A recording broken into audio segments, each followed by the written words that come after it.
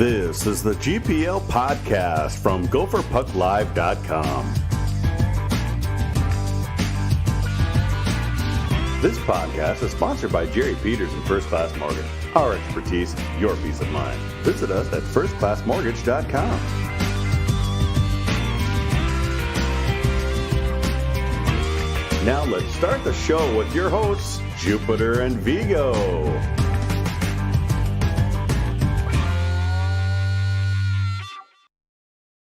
Good evening and welcome to the GPL podcast, episode number 205.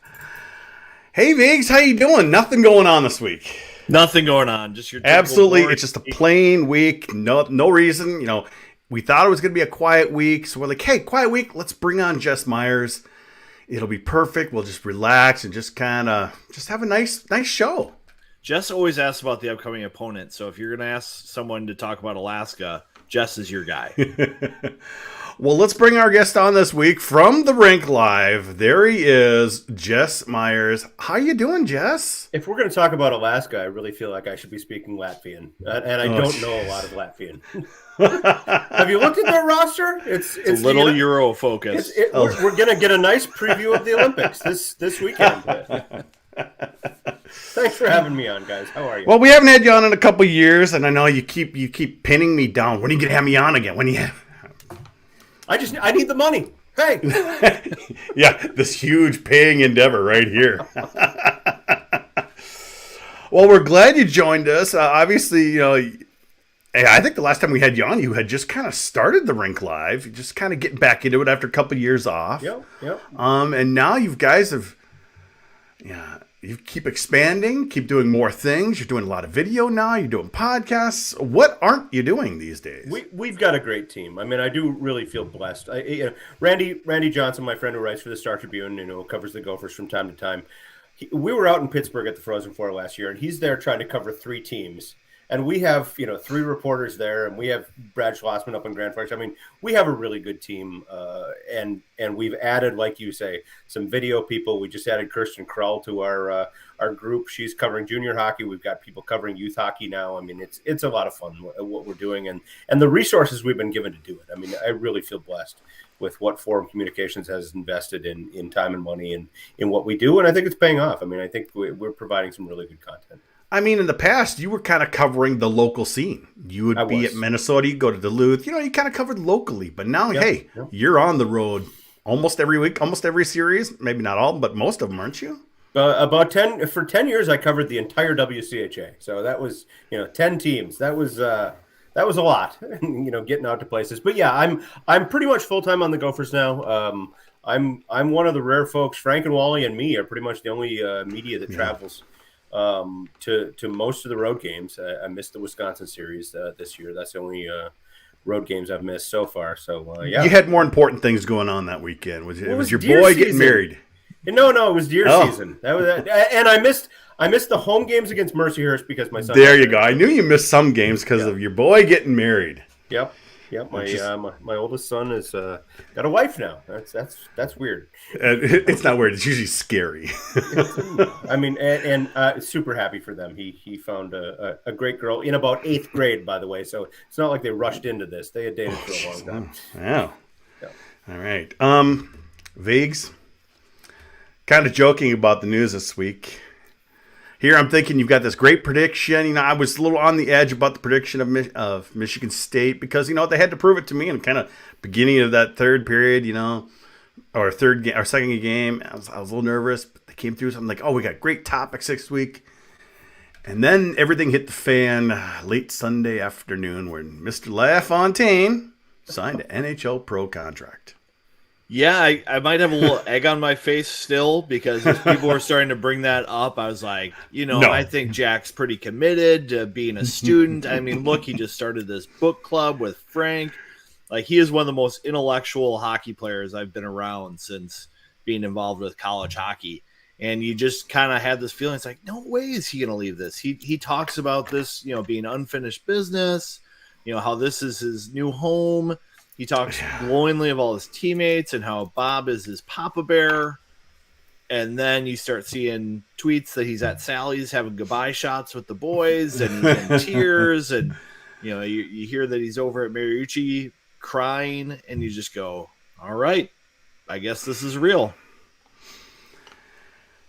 Kind of a shocker, Jess. Were you at the Vikings game trying to avoid the last game of the season, or did you stay home with your season tickets? So my son and his wife were at the game. Okay. Let me tell you about my Sunday. Okay, first of all, Saturday night, East Lansing. I'm there. Yeah. Gophers get a rousing win. I write my story. I go out with my longtime friend Neil Kepke, who the only guy I know of who's covered college hockey longer than I have. We have a Long Island iced tea. We toast another great college hockey weekend. I slept in the next morning at my hotel. I have a later flight. My old friend Mike Idlebus from InsideCollegeHockey.com. We get together and have a nice brunch, go to the airport, enjoying a nice leisurely flight home. I'm somewhere over Wisconsin. And true story, in-flight messaging, I get a text from one of the Gopher parents that just says, Jess, what the hell? and at first I'm thinking I did something wrong, and then I start checking social media and it's like, oh boy, we got to get this plane on the ground right now. Stuff's going bad. Yeah. I must say, you had a tweet earlier today when you started, or it was yesterday when you started talking about, you're in college to prepare that next part of your life. Yeah. And people shouldn't be too upset about it. People, obviously the team, this sucks for the team, but Jess, this is his 5th year, senior year. He's already graduated. Obviously, his stats are kind of down this year. He's not doing as well. And then all of a sudden, he gets this opportunity that he may not have. I mean, if he finishes out the season, he could win a national title or whatever, but he's not going to have the stats and the everything that he had from last year. I really believe he made the right decision here. It's you get someone who puts this kind of prize out in front of you. You need to take it. I don't question Jack's move at all. And Eric, it's funny you talk about him doing shots and him being at the rink with tears in his eyes. Jack LaFontaine is one of the more emotional guys I've ever seen. And I was at Yost last year when he got a shutout there in what at the time looked like it would have been his last game at Yost, where his career started. And man, he was an absolute puddle. I mean, just had to be consoled by teammates, and so I can see that being a tough decision for him. But absolutely made the right move for him. This is an unprecedented thing. We haven't, ironically, the last time we saw a college player like this sign in the middle of the season was also a Gopher. Kyle Oposo took off, mid-season 12, 13 years ago. So it's very rare. But I kind of wrote a column to this effect and said, let's look back at the last 22 months. What's normal about any of it? I mean, guys taking literally dozens of COVID tests every month last year, playing in front of cardboard cutouts, referees using special whistles so they don't expel as much air, the handshakes going away. I mean, this is just the latest bit of weirdness that we're dealing with. So, yes, it's unprecedented, but everything about the last 22 months has been unprecedented. What do you think, Viggs? We obviously have quite a few fans that are upset. I think they're more upset about just what's happening to the team, more than upset with the he's moving on to the pros. But what do you think?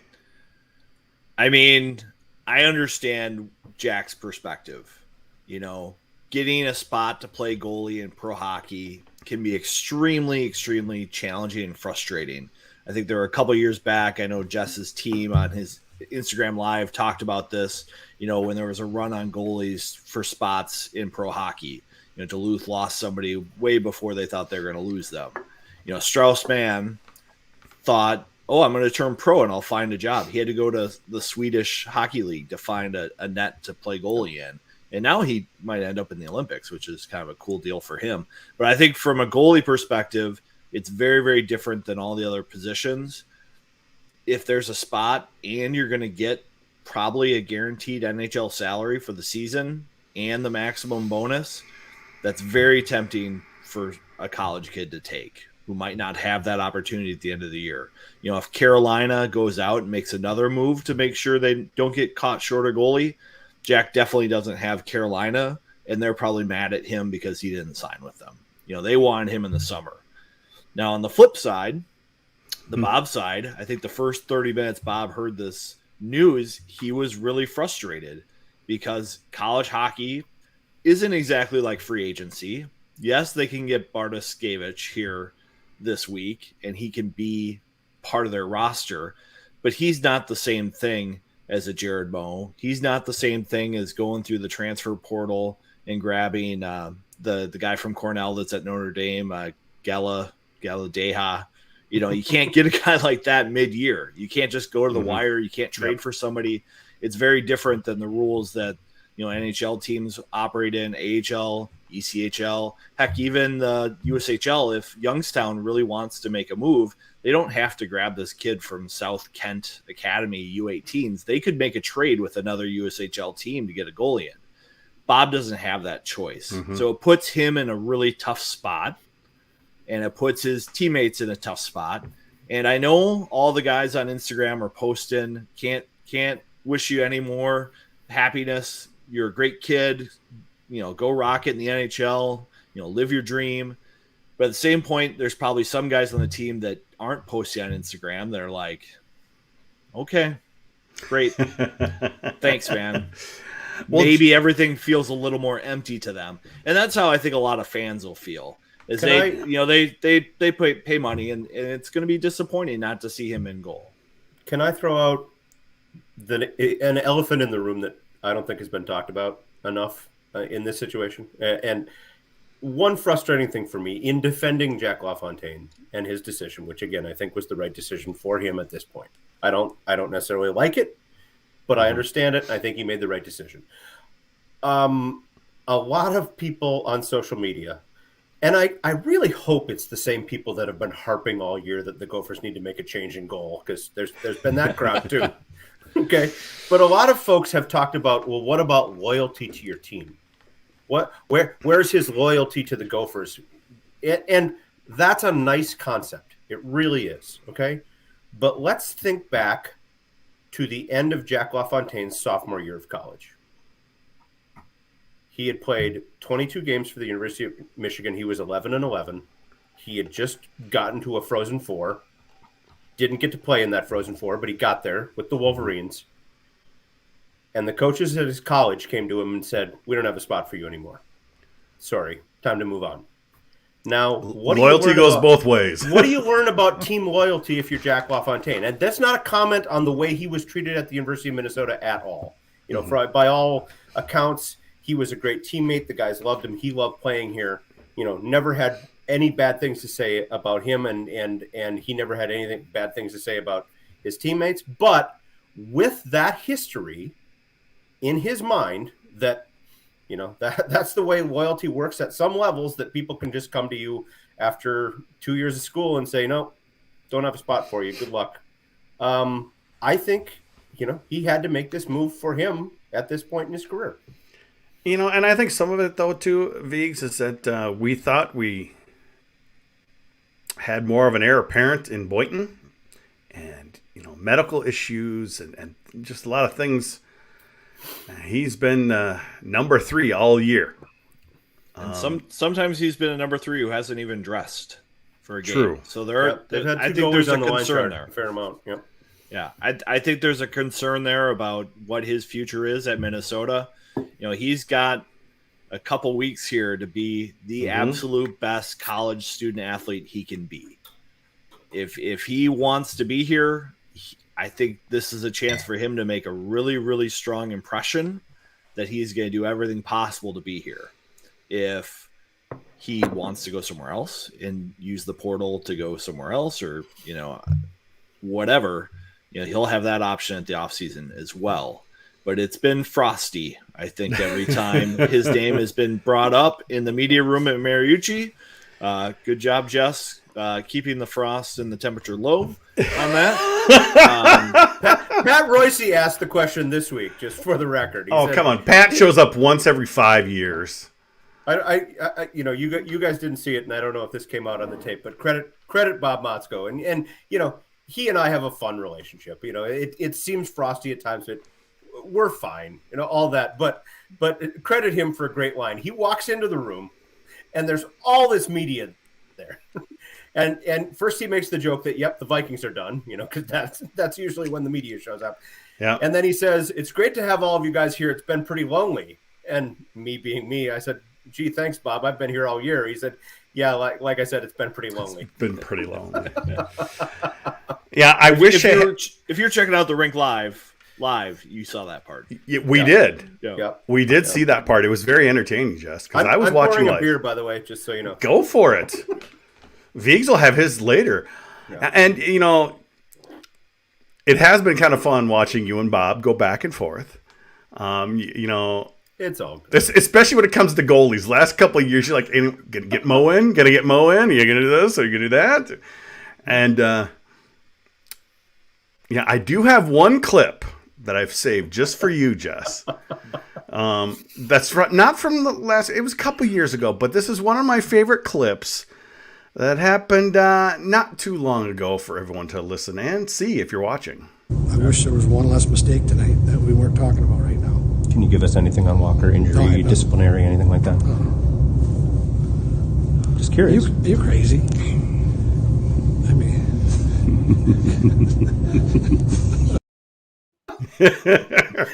The best part is the little head shake toward the end when he's like, do you believe this guy? He was looking at me, and there's me. I'm the little giggling in the back row because you were right next to me. Just the look on his face.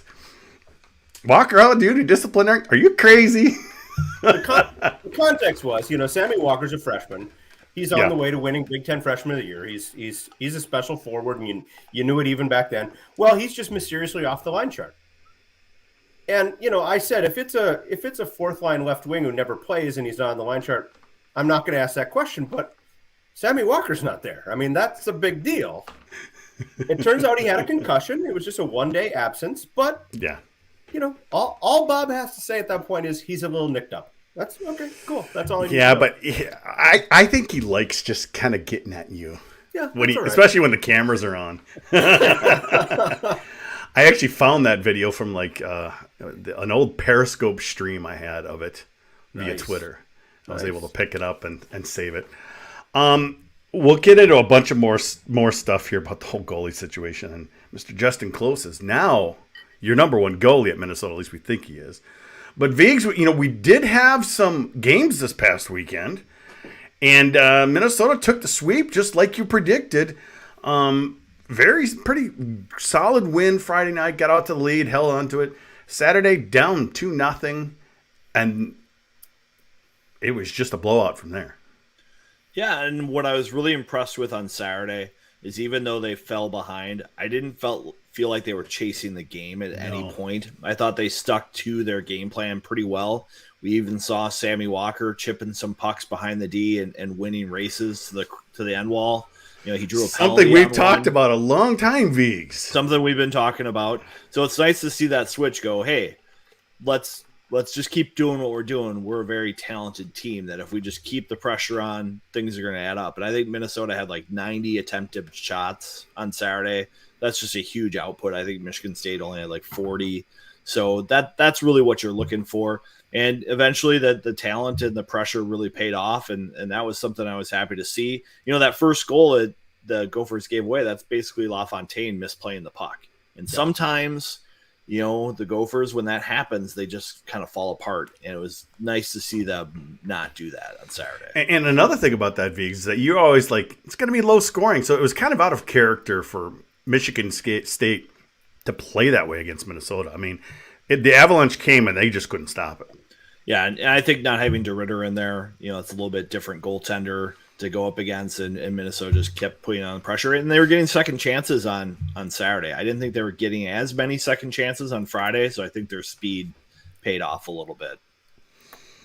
What do you think, Jess? You were there, and last two. Like you said, it was slow in the beginning, but they just 60 shots. Let me say this: the last two Saturday nights, first of all at Yost, and then at Munn. Okay, They go into that game at Yost, and they had won 6-1 on Friday night, and okay, everything's good again. And I was saying to people, this is a really big game Saturday night because you can prove all those problems are behind us. They get the first goal at Yost. Blake McLaughlin gets a goal. It's 1-0 Gophers. Like, okay, they're figuring it out. They're on their way. And then it just went to heck. They give up the next 6. Justin Close plays the third period because it just – and – so they go into the break with, we can't figure this out. We don't know what the problem is, all of that. So flash forward a month, they win a decisive win against Michigan State, which they should. They're a better team than Michigan State. I don't think that's a big secret. Saturday night comes around. LaFontaine misplays a puck, and it's 1-0 Michigan State. Gophers take a penalty, and 11 seconds into the power play, it's 2-0 Michigan State. And that was a case, too, where LaFontaine made a save. Rebound came right out. Pop, it's into the net. And it's like, oh, boy, here we go again. Gophers get one back. So it's 2-1 they weren't really playing that bad. They were putting on good pressure at the time. They were playing well, and their goalie was playing pretty well, too. Pierce Charleston had frustrated them in that playoff game in South Bend last year. It was 1-0 Michigan State with about 4 minutes left. And you're thinking, man, Gophers, for all they did in the regular season, are going to be one and done in the tournament. They come back. Bryce Brodzinski ties it. Sampo Rancet wins it in overtime. Pierce Charleston, I think, had 50 saves in that game. So second period starts. You're down 2-1. They're out shooting them 17-2 or something like that. Michigan State gets a little break, and bang, it's 3-1. And it's like, wow, it's just not going to happen tonight. Then Gophers get 2 quick goals right at the end of the second. So it's 2-2 going into the third period, and then it was just all Gophers beyond that point. And we got to work on this, and maybe we can collaborate. We got to come up with the proper nickname for the Ben Myers, Matthew Nyes, Chaz Lucius line. Now, the 9 lines doesn't work, what everyone was saying. I kind of like the Niners. But that's just me. And I asked Ben Myers that question this week. He said, well, that's up to you guys. So I think between the three of us, we can figure this out. But that line was just unbelievable. The pressure they put on. I mean, that line alone had to have 30 shots in that game. It was crazy. And Viggs, we're starting to see more from Broths, too. I mean, he hasn't, I like the way he's been playing. He hasn't been scoring yet, but I like a lot what he's doing on the ice. I think he was making more plays. Yeah. I think he was a little more involved. I think a lot in the first half, he would just kind of disappear into space. And sometimes that's not going to work when you're on a lower line. You're going to have to win puck battles. You're going to have to force opportunities to happen a little bit more. But I do think that the Gophers game on Saturday was a lot different than their game last year against Michigan State against Pierce. I think Minnesota last year, they were putting a lot of pucks right into the chest, right into the glove, missing the net. It's like some of those things that we have seen come out of Minnesota. That Spartan logo is a nice target. It really is. It's not supposed to be a bullseye, but last year it seemed like it. And this year, I think we saw more loose pucks, more rebounds, more pucks into the pads, and more opportunities. Like the Lucius power play goal. He's just coming in, finding a rebound that was shot real low and putting it up top. The goal that went off McLaughlin, he's squaring up to the shooter so that the goalie can't see the puck. We're seeing more what I think is percentage hockey and smart hockey. Basics. Rather than just Corsi hockey. Yes. Corsi hockey is when it's like, I want to have a 70 Corsi tonight. I want to just get pucks on net. I don't really care how dangerous they are. I'm supposed to look good. And I think we're seeing more real hockey. That's how Kirk Cousins would play hockey? Is that what you're saying? Yes. The stats I got the shot on net. This wouldn't work. Yeah. By the way, the best line I've ever heard about goalies who consistently make the saves when it hits them right in the middle of the chest, Guy Godowski, the coach at Penn State, once said, they say that goalie has a quick sternum. Oh boy. So Viggs, you kind of captured the audio a little early of Motzko's radio show. I listened to it on Monday afternoon. I got one guy in COVID. Come to Tuesday media availability, we got 4 guys and a staff member with COVID. You and I are texting back and forth today. Is it gone to 6? Is it gone to 7? I mean, is this going to be one of those tomorrow afternoon things where we're here? Oh, we got to cancel the weekend. I mean, What do you kind of think here? It went from 1 to 4 real quick. There's this thing called exponential growth. Yes. And that's what it looks like when it goes from 1 to 4 to 10. I don't know if we're going to see that from what I know about Omicron and vaccinations and people getting infected, transmission rates. I don't think we'll see 10 players get it. But I do think Bob wanted to say, okay, where are we at? Because this is a very important stretch of games here before guys go to the Olympics. So let's take our temperature, find out how many guys have this, and try to lock it down now while we have some depth to our roster. Because when they get to February and they lose Myers, Nyes, Faber, maybe another one, your roster's getting smaller then. Oh, yes. So they got to figure out where they are now. And if it costs them a series, it costs them a series. I was at the rink today. Things looked pretty okay. Alaska looked like they were ready to go. So keep our fingers crossed and see what happens. But I don't think COVID's going away. It is never now going away. Yeah. It's just I just had this one of these strange feelings, Jess, that it's going to be we could get those like Thursday afternoon. We're canceling the weekend. I hope not. I've just had this weird feeling about it all kind of day. Alaska's been here all week. I mean, they're here. Well, I'm talking Minnesota. Yeah. No, I don't know. I mean, I certainly hope not, obviously. It was funny. A few times I've traveled on the team plane to and from series because they've got extra seats and they've been nice enough to say, hey, come on along. I mean, we pay for those seats. It's not like we're hitchhiking or I'm out there on the tarmac with a bag going, hey, East Lansing? Anybody going to East Lansing? No. But I didn't this past weekend, and somebody joked to me, maybe a good flight of you to skip that flight home because it sounds like a lot of guys in close proximity, and all of a sudden Omicron is making its way through at least a few guys. But as a few of the players have said, we're young, we're in shape. No, this isn't going to knock anybody down for too long. Exactly. Folks who have had this variant have said, you're sick for a day, you're sick for 2 days. You get a little bit of a fever, you get some body aches, and then it goes away. So somebody who was out of practice with those symptoms on Tuesday might be ready to play on Friday. Yeah. And then comes along today, Vigs. Minneapolis-St. Paul put in a mandate that you need a vaccine or you need a proof of a negative test if you want to go to restaurants or any places that serves food indoors.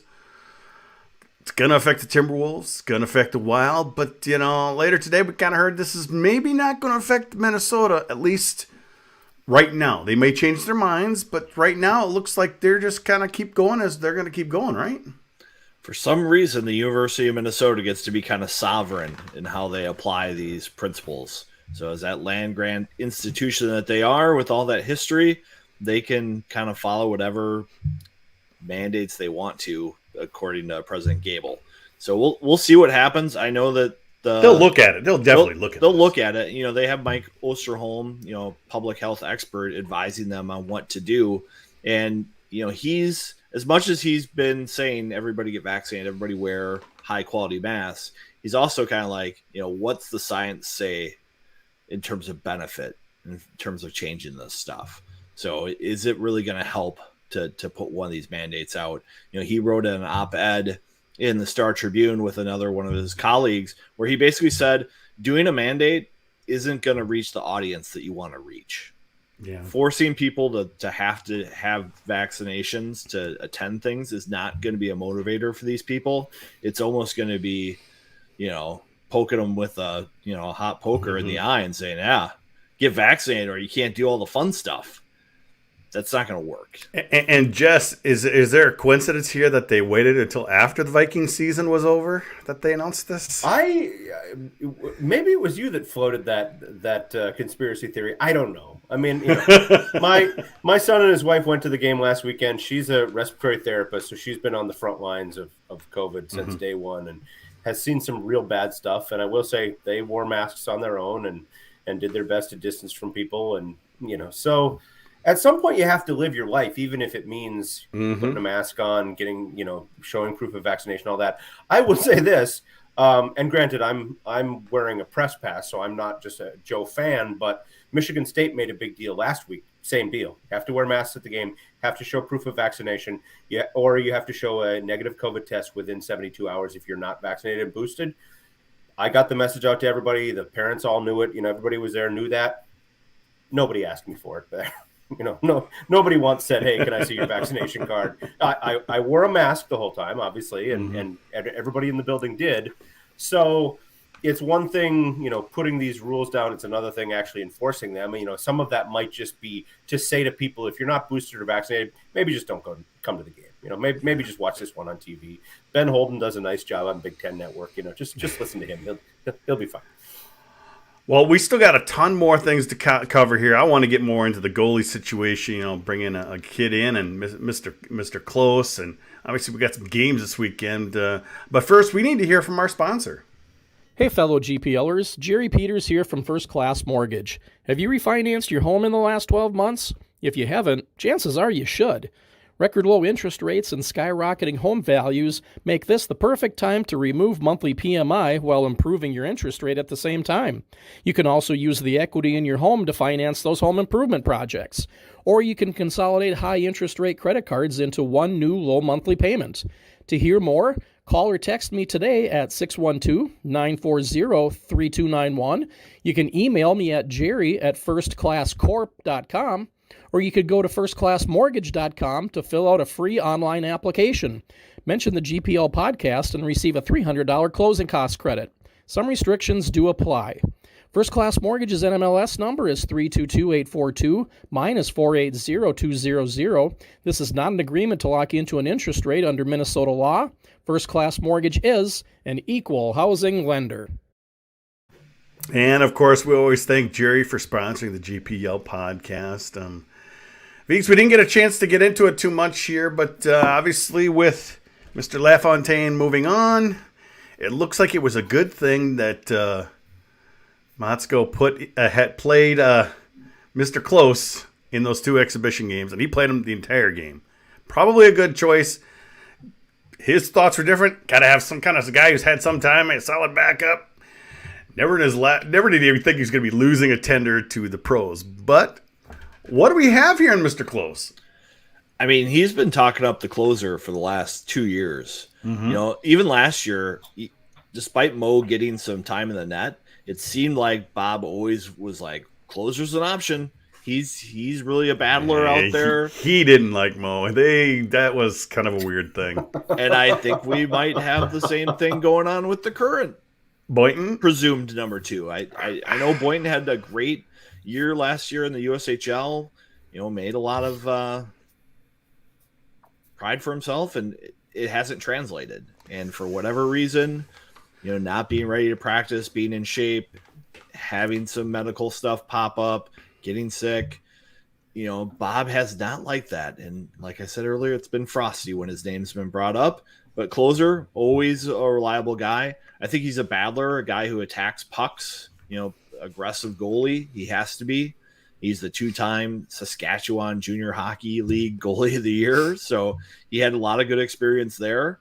But he's going to have to be active, I think, in goal to protect the net. He doesn't have the big size like some of the past goalies like LaFontaine, like Robson, or like Mo. So he's a different kind of goalie. So, this will be a good test for him to get a long stretch as teams get a look at him. And it's probably a good thing that he's getting thrown in against Alaska. Not to disparage Alaska at all, Jess. But a week later, Michigan comes to town, and that's a little bit different. It's good to get thrown in real competition against somebody who's not top 3 pairwise. And I was thinking about just kind of the twists of fate that we've seen in the last few months. This Alaska series was supposed to be played the opening weekend of October. This was supposed to be the opener. And, like you kind of alluded to, Thursday morning, we got a press release. Oh, by the way, we're not going to play tomorrow. One of those kind of deals. So this was supposed to be a bye week. They were supposed to be play Michigan State and then be off for a weekend and then play Michigan. At first I thought, well, that's kind of lousy that you have to have a series in there when you could rest up for a showdown with Michigan, but it's pretty rare. They've always had some kind of week off. Now it's just straight all the way through. It's actually worked out pretty well because think about Justin Close being put into this role where he's all of a sudden the starter. And, he didn't talk officially to the media yesterday, but waiting outside to talk to another player. He came by and we kind of exchanged pleasantries. This is a guy that just seems absolutely even-keeled at all times. Oh, the players say it, always a smile on his face, knows what he's there for, knows his role. He has fun on the ice. Ben Myers said he's one of those guys, you don't skate through his crease in practice because you're going to get tripped or you're going to get hacked. I mean, he's just one of those guys, but that's having fun out there. So it's nice for him that he can get in and play a couple games this weekend against Alaska and, take nothing away from Alaska. But, those are 2 games the Gophers fully intend to win. Get a couple games, some live ammo, as I like to call it, under his belt before he has to play against Michigan. And, the Wolverines are still the Wolverines. And now, keep in mind, Justin Close is the last Gopher goalie to play against Michigan because he got the third period in that Saturday night loss. So, they'll be looking at him going, "Oh, you again," So, Viggs, how does this mess up the entire goalie situation? It wasn't looking great in the first place. It's looking like, oh, Boynton, what's going on there? Is this another Mo situation? He's not good with the coach. LaFontaine leaves. It's sounding like, Jess, you were talking earlier before we went on the air, like we're hoping they don't announce it, tonight that they're going to sign this Bartoskevich guy. But Viggs, this kind of does mess things up. I mean, in the whole recruiting line, or does it just kind of force him to say, hey, this is what we're going to do? I don't think it's ideal. If you were building a college hockey pipeline of goaltending, you would not want to have Jared Moe leave at the point that he leaves, because he's of the age where he's having a pretty good season for Wisconsin. And then the next guy you bring in, Brendan Boynton, maybe is a bit of a miss in terms of what you were expecting him to add to your program. So maybe that's a miss. And now you're bringing in a goalie who struggled a little bit the first half of his USHL year. Maybe he's finding his game a bit right now, but you would like him to get the experience of having a second half with a team where he's playing well and gets into a playoff situation and gets that experience. Him coming to the Gophers now, I'm not expecting him to start games. I mean, I think this is the closer's second half. And maybe relief if a game gets out of hand or something, you're going to turn to somebody else. Can I bring up something though? One thing that could throw this all off is you get close with COVID. All of a sudden, Bartoskevich is dressing, and just one injury away from playing, and then there goes a whole year of eligibility. In an ideal situation, we were talking before we went on the air. We'd like to. If this kid's going to come in, yes, he could dress, whatever, not play, and it'd be ideal to redshirt him. Isn't that kind of what you were thinking? I mean, that would be nice if you can get away with it, so you protect the kid's eligibility. I mean, he's only 18 and a half. You would like him to be coming in as a 19-year-old at least, if not a 20-year-old. But that's not going to happen right now. So we'll see what happens. Jess, I just want to know, how long will it be till you ask, when are we putting Boynton in? Oh, come on. You really think I'm going to ask that question with the experience I've had? Wow. It's getting so bad that, we have these people chatting here. They will chat, putting bets on when you're going to ask about the goalie situation. Because I use the same software. What's Jess going to do this time? Nice. I'm not. No, but the thing is, it's a little different now because there isn't that number one guy. I mean, right. Let's say a Friday night in Michigan, maybe they win, but it's a 6-5 game, and it didn't look great. Maybe, or they lose, and there's a little more reason to kind of throw that at Bob, which I'm sure he'll give you just a smart ass response. But we have ways to ask this question that's not so controversial.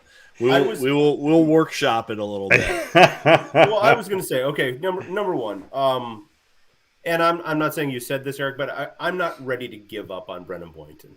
Just because he's had a rocky. We haven't seen him play. Yeah, I have no idea if he's ever stopped a puck. I haven't. I've watched him in practice. For people who don't know, okay, interesting story.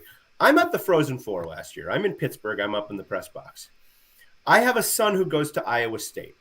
Okay. So my son texts me. This is, I think it was Thursday night or maybe Saturday night at the Frozen Four. I can't remember which. My son texts me and says, I'm in Des Moines. We went to the Buccaneers game with a bunch of bunch of his guys from his frat. Oh, cool, fun. He says, the Fargo goalie is heading to the Gophers. I said, oh, yeah, Brennan Boynton. Yeah, he's supposed to be a good goalie. Let me know how he looks. Literally 5 minutes later, my son texts me and says, your goalie just collapsed on the ice. Okay, so scary situation. But at the end of the first period of a game in Des Moines, Brennan Boynton was having some breathing issues and not getting enough air, and he collapsed, had to be helped by medical professionals. He went to the hospital that night. Turned out he was fine, but just one of those real scary moments.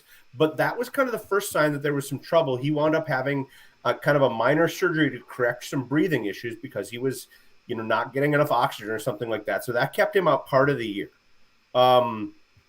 He hasn't been a full participant in a lot of practices, and that wears on coaches just for the simple fact that, let's face it, coaches generally don't like to think about goaltending. They want to put one guy in there. They want Jack LaFontaine to start 58 out of your last 60 games. They don't like being asked about it. I know this for a fact. But, that's just the way the coaches are with goalies generally. So, that's where we are with Brennan Boynton. I don't think this is necessarily a miss. I just think we don't know yet. It's an incomplete.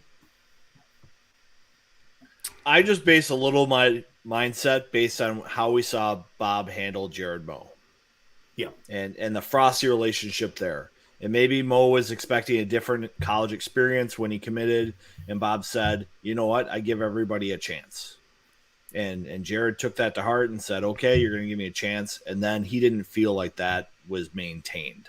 Mm-hmm. And so, it's tough when you have Jack LaFontaine playing the way he did last year. Yeah. But if you want to keep your players, there's the PJ Fleck mindset of you're always recruiting your team.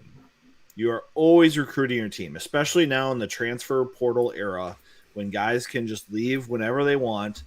Maybe it's not the best decision for them. Maybe they don't have a landing spot, whatever, but you're always recruiting your team.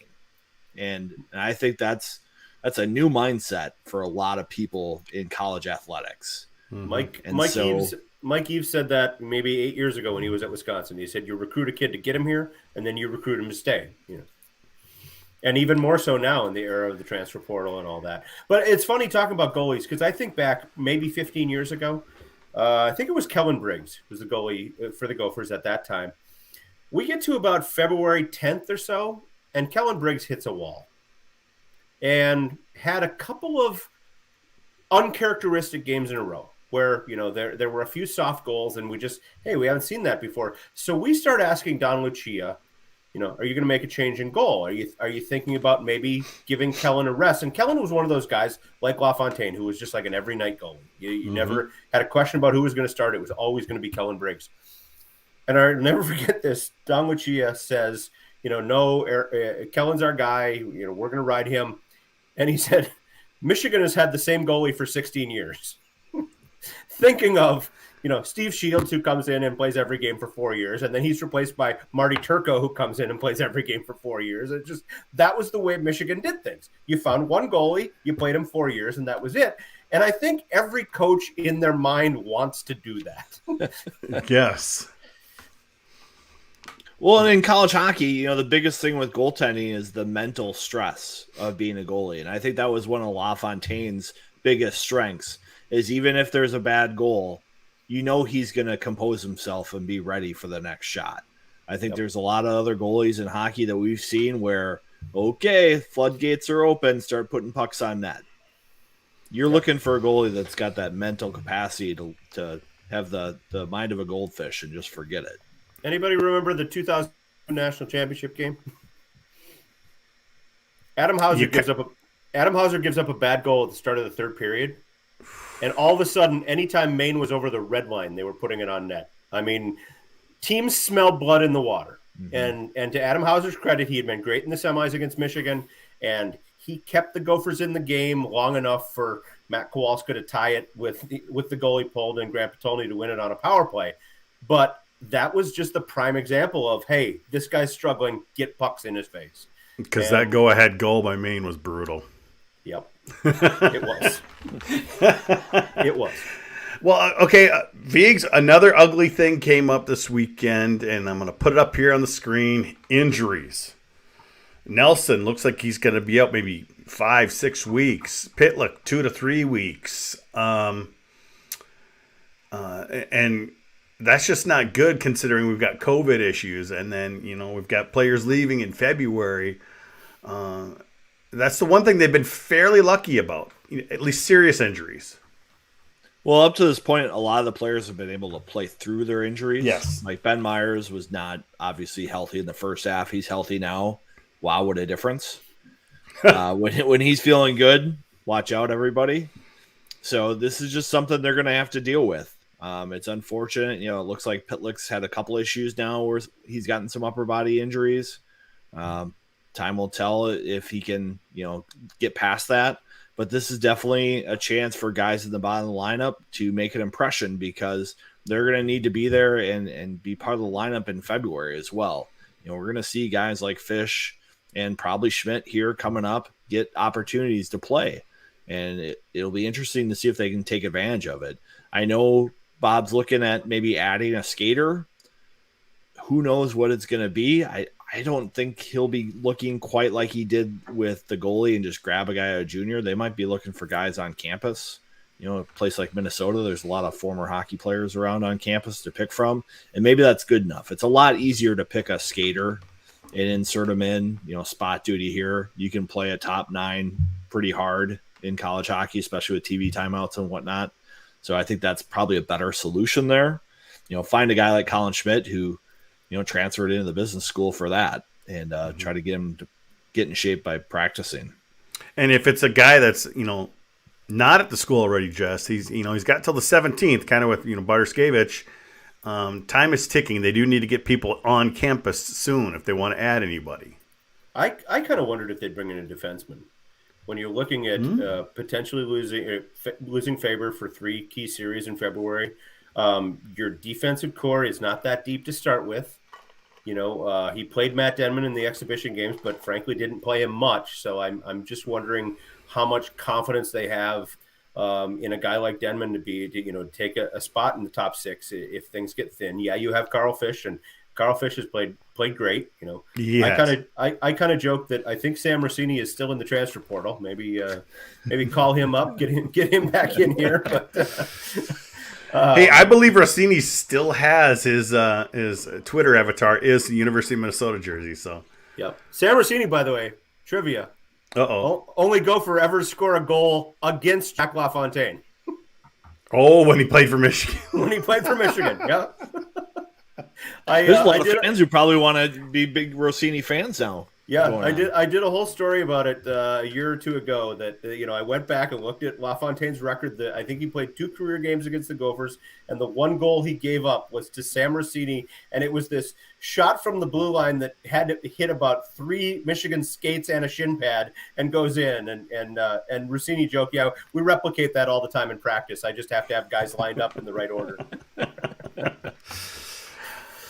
But it's going to be interesting, Viggs, Bob was saying, hey, these next kind of 3 weekends are huge. I mean, obviously non-conference, but it's kind of a see where close is at this weekend, should win, and then you go right back into Big Ten play against Michigan, and really right now, the top 4 teams are within a few points, so these games are so crucial to do as best as you can before you start losing those 3 guys, maybe 4 or whatever in February. I think it'll be 3, by the way. I don't think it's going to be 4. Yeah, I don't think. If it's they pick another D, I don't think it would be Johnson. He wasn't doing so great. Well, I will say this: I talked to Ryan Johnson yesterday. He said he has not been invited to the Olympic team. So, and that could change tomorrow. Somebody could get COVID. Somebody could roll an ankle. Whatever, and I think they're pretty high on Ryan Johnson. I love his game just because who's going to be the other goalie for the USA? Will they go after McKay? Why would it not be Dryden McKay? I mean, seriously. I mean, is there a better American goalie of that age out there? Not right now. I don't think there is. No. And they've already announced Strauss Mann, right, Viggs? Yep. Just ask a Minnesota State fan who the best college hockey goalie is, and then they're going to tell you. It's a little easier now that Jack's in the NHL. But I will say that I think Minnesota has to look at this weekend, as we've often talked about, how a bad loss hurts you more than a good win. Yes. So I think this weekend is one of those critical weekends where you can't lose. You can tie and lose in overtime or something like that, but you cannot lose one of these games, because Minnesota has put themselves in that kind of pairwise situation where bad losses are really bad for them. And playing Alaska, they did okay against Maine and Denver here the last couple weekends. Can I answer a question on the chat, by the way? Go for it. Someone named Eric Brever, I believe it is. Eric Brever, says, Jess, Warroad or Hermantown this year. If you want to go to Sam's Club, go to Hermantown because they have one. If you're looking for hockey, the answer is always Warroad. No, but all joking aside, you talk about a huge high school hockey game. Saturday, 5 p.m. in Hermantown. Warroad and Hermantown play each other, and man, that'll be a fun one. Two great programs and really good teams this year. So I don't remember what it's like to have a high school program that's good. and by the way, Warroad beat Roseau last week, 5-0. And the next day, I was at practice. Sadly, Aaron Hugen wasn't available, but I said to Brian Deutsch, my friend, I'm like, will you just make sure you tell Aaron I said hi? That's it. Deutsch, you watching? We want to get he's got his hands full. He's got a little child dealing with. He's got care closures and Bartoskevich coming in. How about this for irony? What if the U.S. Olympic team? What if the U.S. Olympic team names their second goalie and they pick Owen Bartoskevich? I'm not saying it won't. Yeah. We don't know. No one's saying we don't know. Yet. No one's confirming or denying. Jess, I kind of want to get your thoughts real quick. Yes. On Michigan being cowards and not playing Western Michigan. What were your thoughts on that? Because our friend Brad Schlossman, I've never seen him that kind of, I should say, vocal on Twitter and on his feelings about that. Viggs, Bolt, and I thought it was a bunch of BS. I mean, come on, you got to play. You got a full roster. What were your thoughts on that? I'll preface it by saying this. I have always liked Michigan's coach. Good guy going back to his days as an assistant. He did great things at Michigan Tech. He's been a proven winner everywhere he goes. Always gotten along with Mel Pearson. He's one of us. He played at Edina. He's Edina. Yeah, exactly. So I have a great relationship with Mel Pearson. We had talked a little bit about him actually coming on the podcast that I host with Mick Hatton and kind of telling his side of the story. He initially said yes, and then I think he may have gotten some advice from the PR folks at Michigan, and then they said, you know what, it's time to move on. We don't want to rehash this. With that, all of that said, it doesn't look good. I mean, it just doesn't. As I said to some friends in East Lansing who have very strong opinions about the University of Michigan, as you might understand, I said, you can hold this up, 40 different ways, and there's no lighting where you can hold it up and go, oh yeah, now it makes sense. And I get the official word that the medical staff came to them and said, you can't play 2 games, you can only play 1. And with Mel Pearson's background, if you're going to pick one of the 2 games to play, you're going to play Michigan Tech, not only because it's a game that you should be able to win, but because he's a Michigan Tech guy. He coached there. He's got friends there. They've come from 8 hours away or whatever the drive is to Houghton, whereas, you can go to Kalamazoo in an hour and a half or whatever from Ann Arbor, all of that. Here's my solution. Mel, if you're listening, he's not, but that's okay. Or whoever makes the decisions at Michigan. Call up Western, call up Pat Ferschweiler and say, hey, pick a Tuesday night. We'll come to your building. Let's play this game. I would think that would be the way to rectify it. That would be the gentlemanly thing to do. Otherwise, the NCAA is going to do it for you in a regional. Wouldn't that be great? I mean, I think I came up with that almost immediately. Oh, you did. I'm not trying to steal it from you, but that is just good. Please put those 2 together in the first. I don't care if they're the 3 and 5 seed.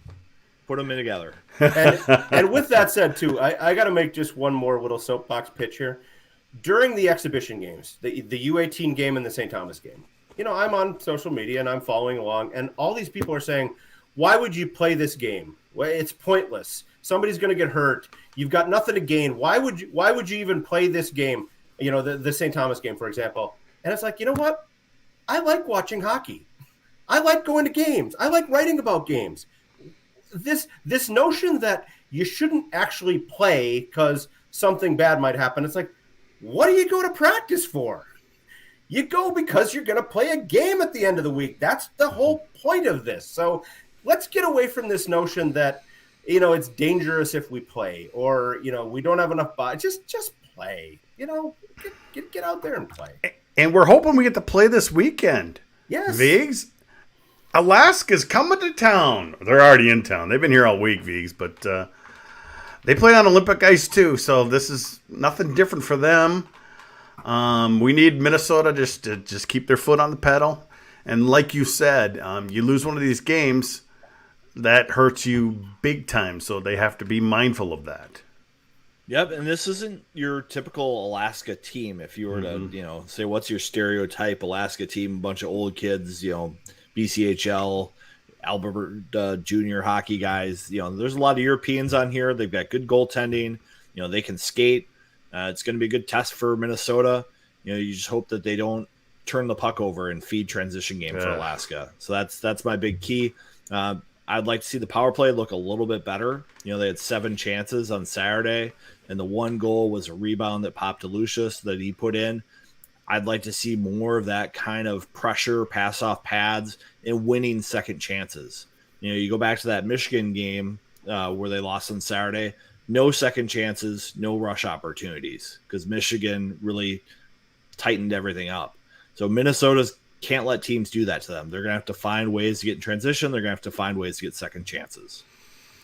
And this is the big debut of Mr. Close, Jess. It's his chance to get in there.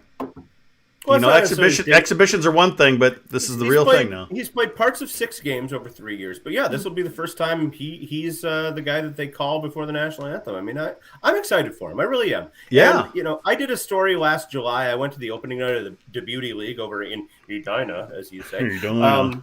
Yes, with the clenched teeth. Yes. I talked to, and, I show up, just let's see what's happening. Let's see what's interesting. Well, Justin Close is playing the first game. I hadn't seen him start a game before. So I sat and watched. He had fun. I said he gave up 6 goals that night, which in the Beauty League is essentially a shutout because there's no defense. There's no back checking. It's breakaway practice, basically. And I did a fun story with him afterwards. And what was interesting then, and this is going back to July, I said, Jared Moe transferred because he wanted more playing time. I said, as long as Jack LaFontaine is here, the writing is on the wall as to whose net it is. Is there any thought that you would enter the transfer portal? He said, absolutely not. I know what my role is. I'm here to do what I'm doing, and I'm ready to be there if Jack can't go anytime. But he just was one of those guys that's just kind of accepted this is what I'm going to do. So how cool for him to get this chance, and I'm really excited for him.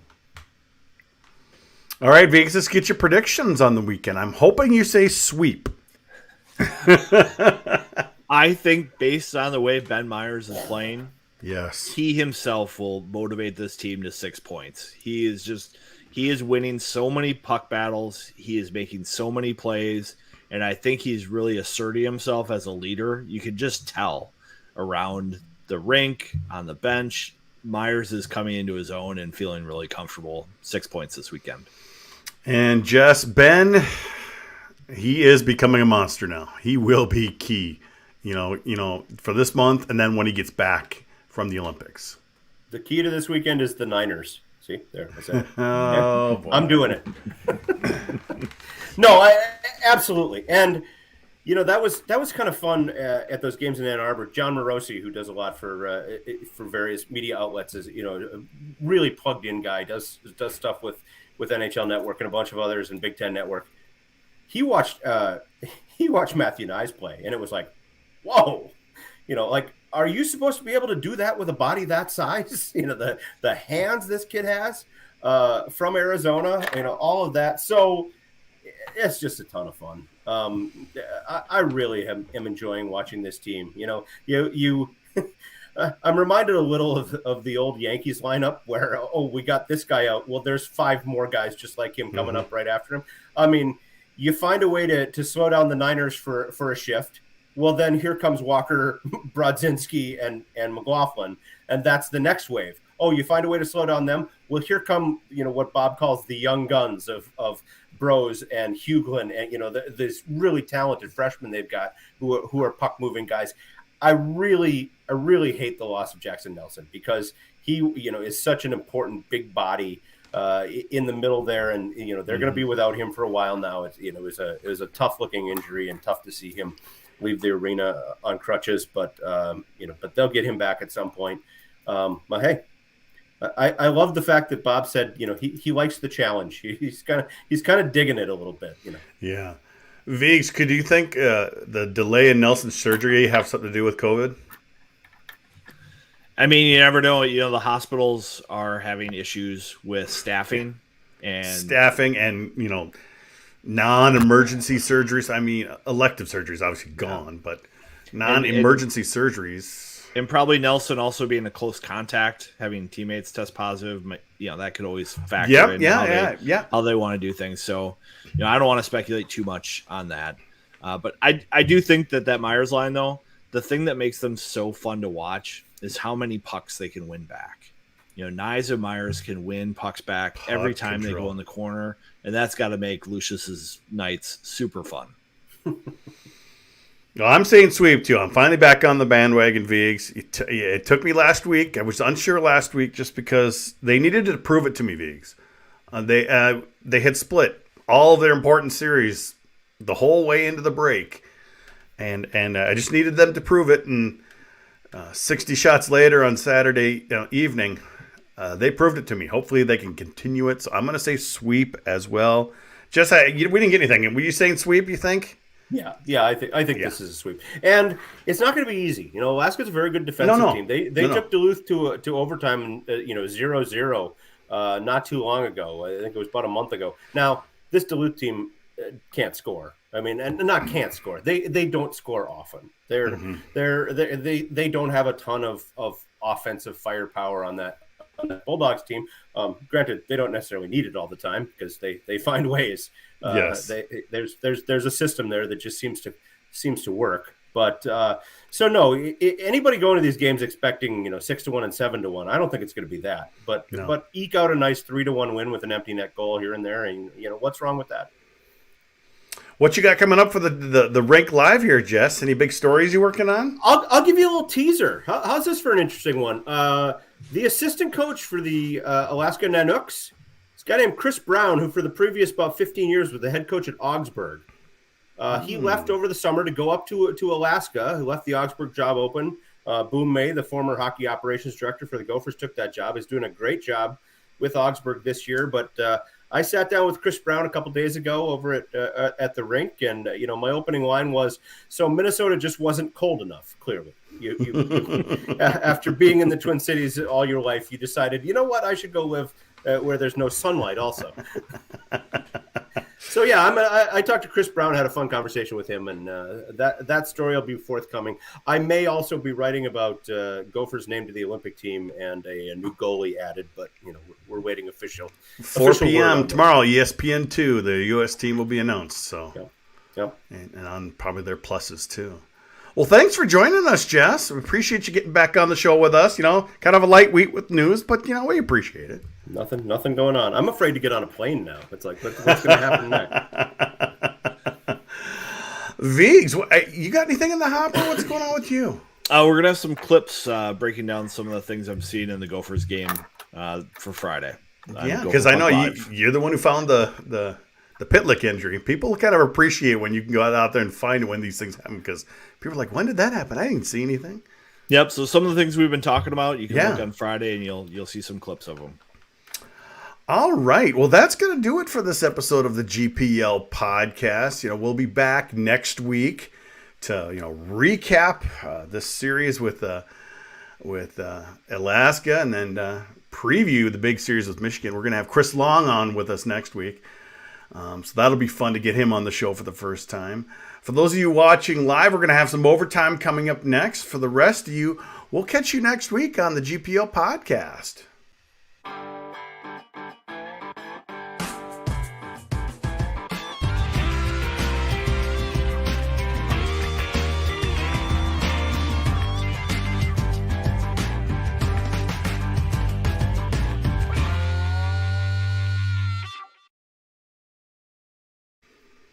I wish there was one less mistake tonight that we weren't talking about right now.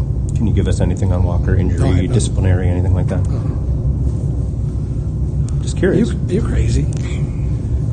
I mean...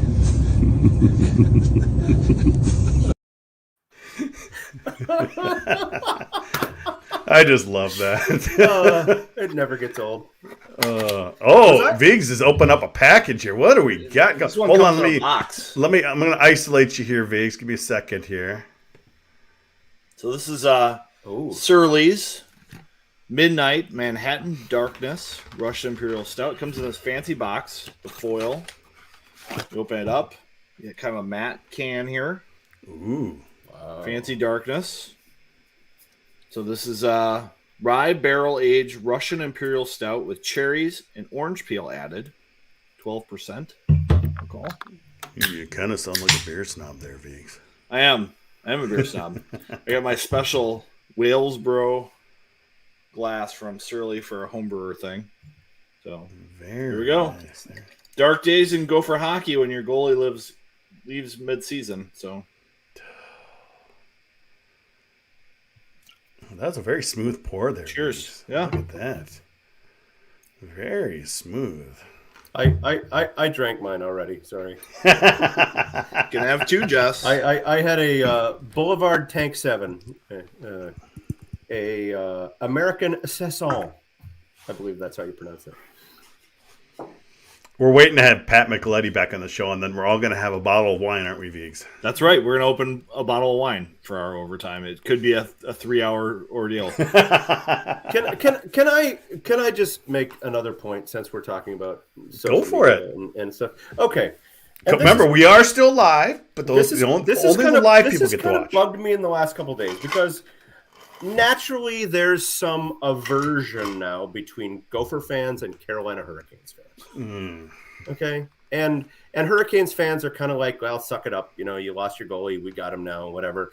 And this is what I hate to see. You know, if you're a Gopher fan or if you're a Minnesota hockey fan, don't adopt this attitude that, well, you live in North Carolina or South Carolina. What do you know about hockey?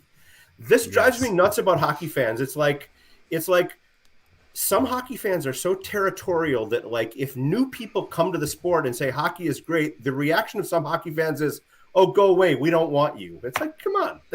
They've discovered what we knew all along. This is a great game. It's fun. So don't cop this, you know, you're in the Carolinas. You don't understand hockey like we do. That only applies to the crowd at the Kohl Center. They don't know much about hockey. They're just there to chant and dance. And basically, man. True story, by the way, since you brought that up. I'm at the Kohl Center. I'm in the press box. And, you know, the press box at the Kohl Center, there's fans, like, right in front of you. Okay? Delayed penalty, Gopher goalie heads for the bench. Gopher net is empty. And a fan in front of me stands up and says, "The net's empty! Shoot the puck!" Although this year at the Kohl Center they did, and, you know, it kind of went on their own net. Wrong way. Yeah, I just... You know, the times I have been there as a fan, sitting amongst the Badger fans, you know, they start screaming like a high school game when it's a 1-on-3 coming into their zone, and it's just like going, oh my gosh, and they reminds me of Met Center for some of those section finals way back in the day. You see, that's exactly what I think of. It was the same thing. Sound, you know, scream kind of goes up when I'm like, I miss those days. That's back when I had a high school team. Yep, I always loved the old. Are you? Can I ask this too, Craig? What? Are you seriously asking for sympathy being a Jefferson fan? Come on. We haven't done anything in 25 years. 25 years. Oh, 25 goodness. years. At least, yeah. Wow. Yes, they stink. Okay. Waconia's in their conference now. Waconia?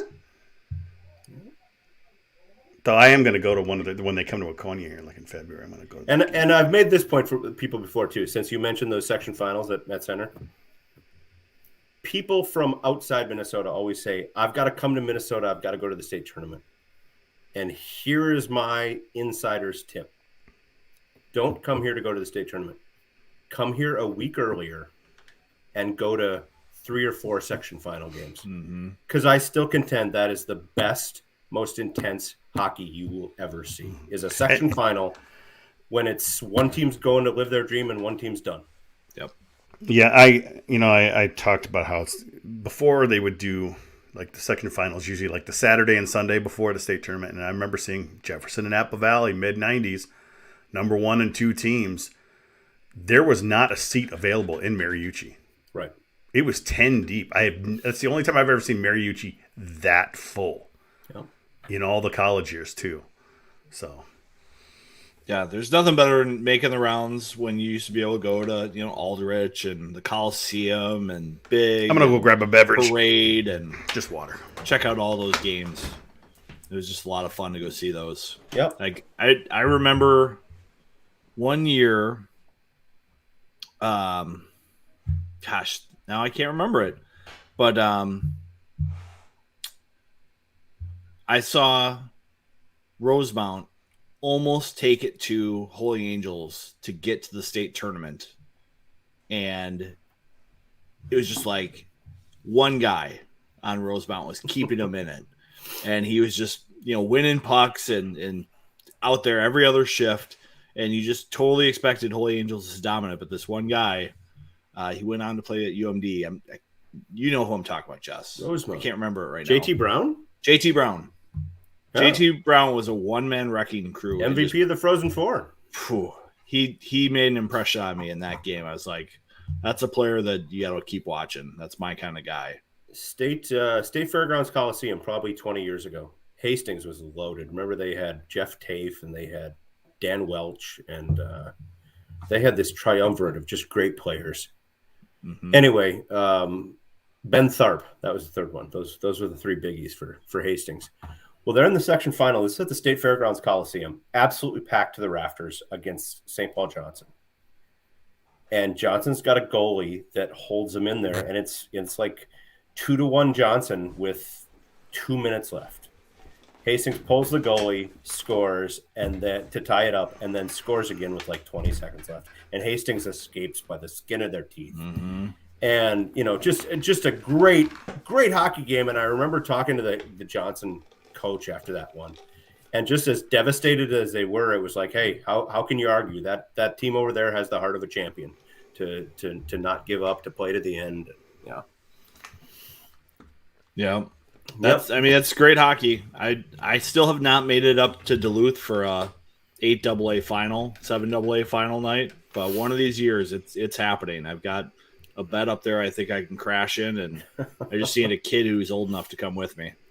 There was this is going back more than 20 years now, but there was a Section 8 final, would have been 8 AA final, and it was Moorhead and Elk River at the Concrete Center? At the Concrete Center. And, like you say, one of those, those places you can stand around the periphery there, people were 3 deep. Mm-hmm. And it went to overtime. I think Moorhead won it, and it was weird. It was a section final, but they were ranked like number 1 and number 2 in the state at the time.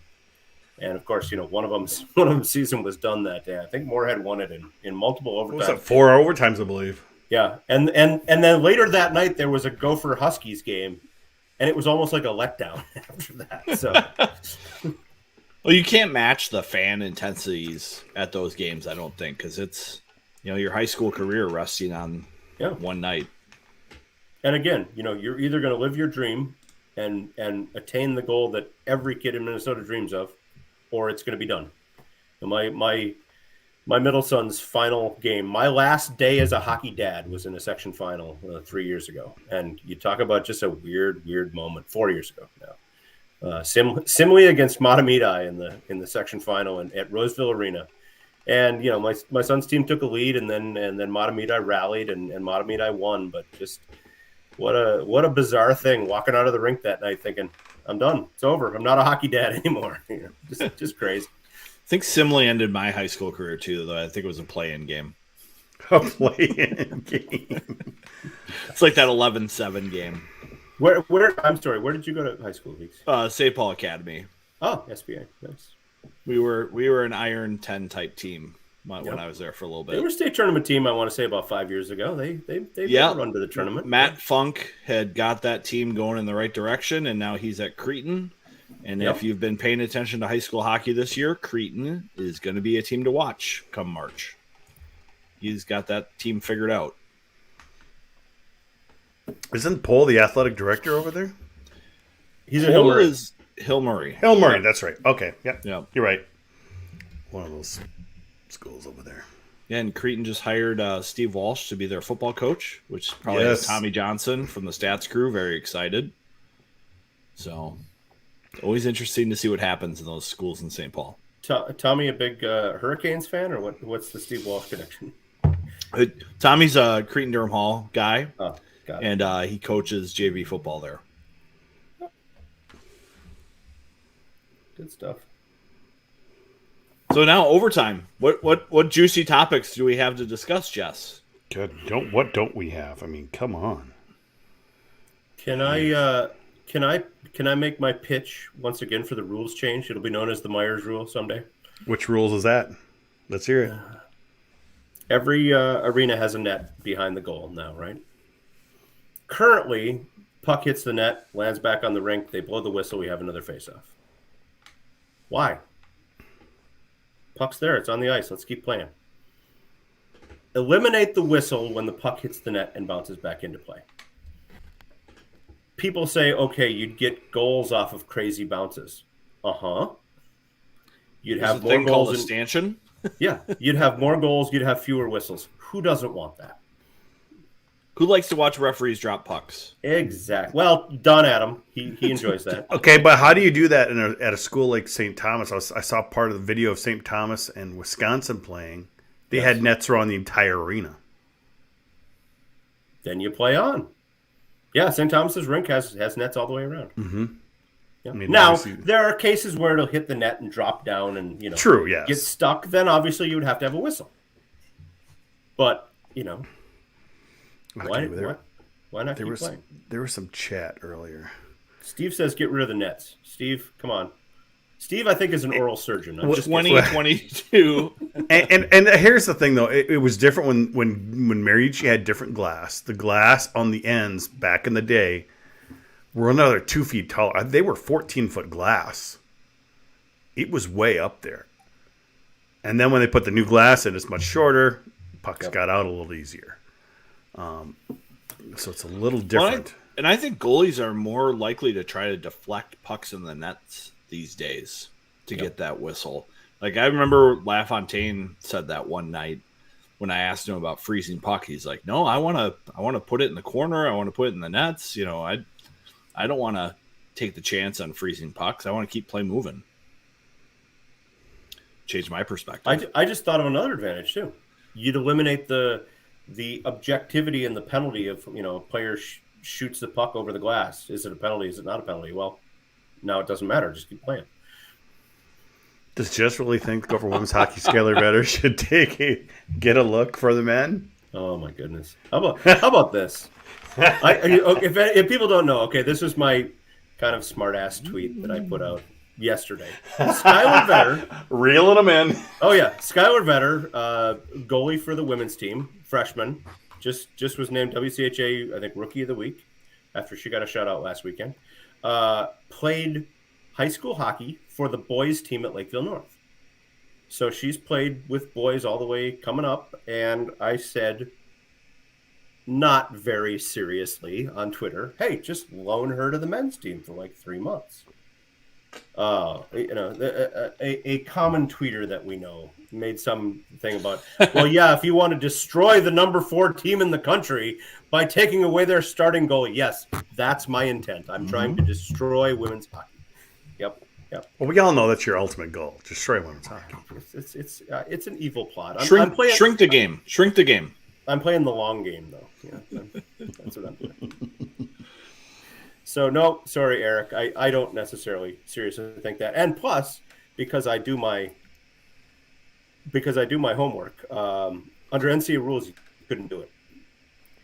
Because if a female joins a men's team at a sport where a female equivalent of the sport is offered, that men's team would become a co-ed team and can only compete for a national championship in a co-ed sport. And obviously hockey is not a co-ed sport. So.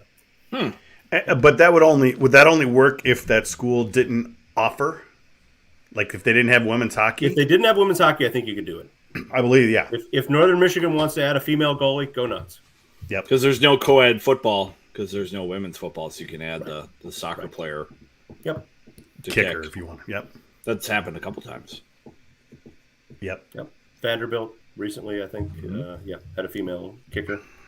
Why not? Yeah. All right. Do we know who has COVID? I don't know. Look at the giggles. I think they know, guys. I don't know who has COVID. I know I don't have COVID. That's my only concern, really. I already got it. I'm super immune for a while. I've texted 3 members of my family to try and get someone to bring me a beer, but I might have to actually go to the fridge myself. Right? You can do that. We're in overtime. Go for it. That's what overtime's about, my boy. Right. Talk amongst yourselves. I'll be right back. Amongst yourselves. Yeah, I don't know. I don't think we're going to really hear officially, and even if we hear unofficially, we're not going to release that type of stuff. I mean, if it was more widely known, Vigs, we might talk about who's got COVID, or if somebody lets it slip or something like that. But yeah, like if Bob's going to go on his coach's show and say, yeah, we came back with 1 COVID case, and then like Tuesday say, oh yeah, we got 4 more cases. Bob never does. Well, actually, Bob does this a lot where he drops information randomly at availabilities and coach's show. But yeah, I mean, we'll see. The other thing is that guys can be back now pretty quickly for games. So yeah, so like if they're unsymptom-like, yeah. So like that one person he mentioned from Monday could probably be back in this weekend, right? If they tested like Saturday night, Sunday, Monday, Tuesday, Wednesday, Thursday, Friday, 5 days, they could be back. So here,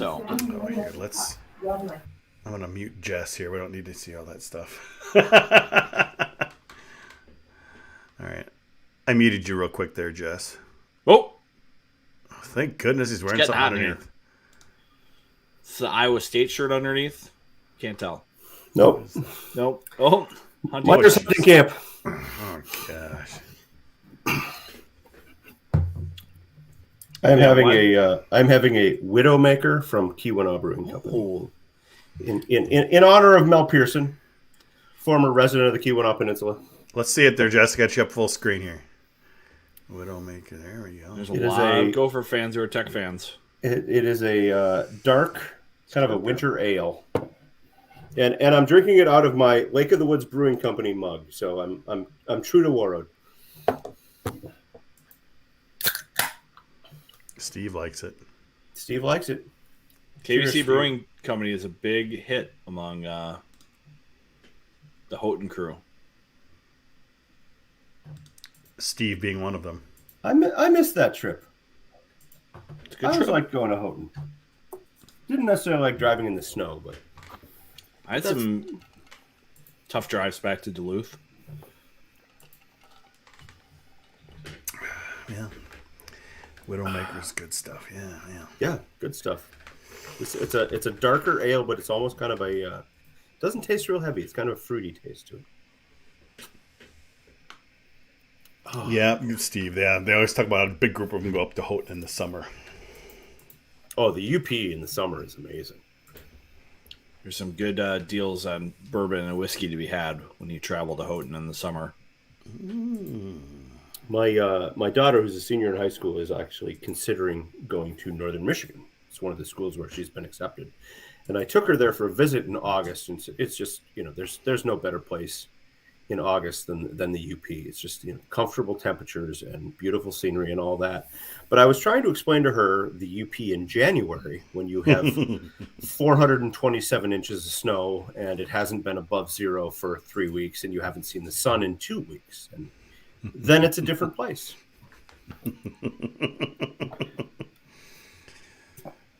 Yeah. Kind of is. Kind of is. Here, I'm just drinking water. I don't even have any beer in my house. Dry January? No, I just don't want to open up a bottle of wine or hit the whiskey. Got it. Last year we had John King on the podcast, and I drank an entire bottle of wine during overtime. Yep. And I hadn't had any dinner. Oh boy. Mistakes were made. And by the way, a tradition I have every place I go on the road with the Gophers, I buy a can koozie. So, in honor of last weekend's opponent, fight on, Sparty. Yep, there you go. Michigan State Spartans, and then it's got like the state on the back or whatever. Yeah. Apparently, Brever liked that night of me getting all hammered. Epic night. Yeah, I was busy there that evening. I didn't get a chance to eat dinner. So, it's like 9:30. I'm not eating now. And then these guys are drinking. It was right before Thanksgiving, wasn't it, Viggs? Is that when we had to?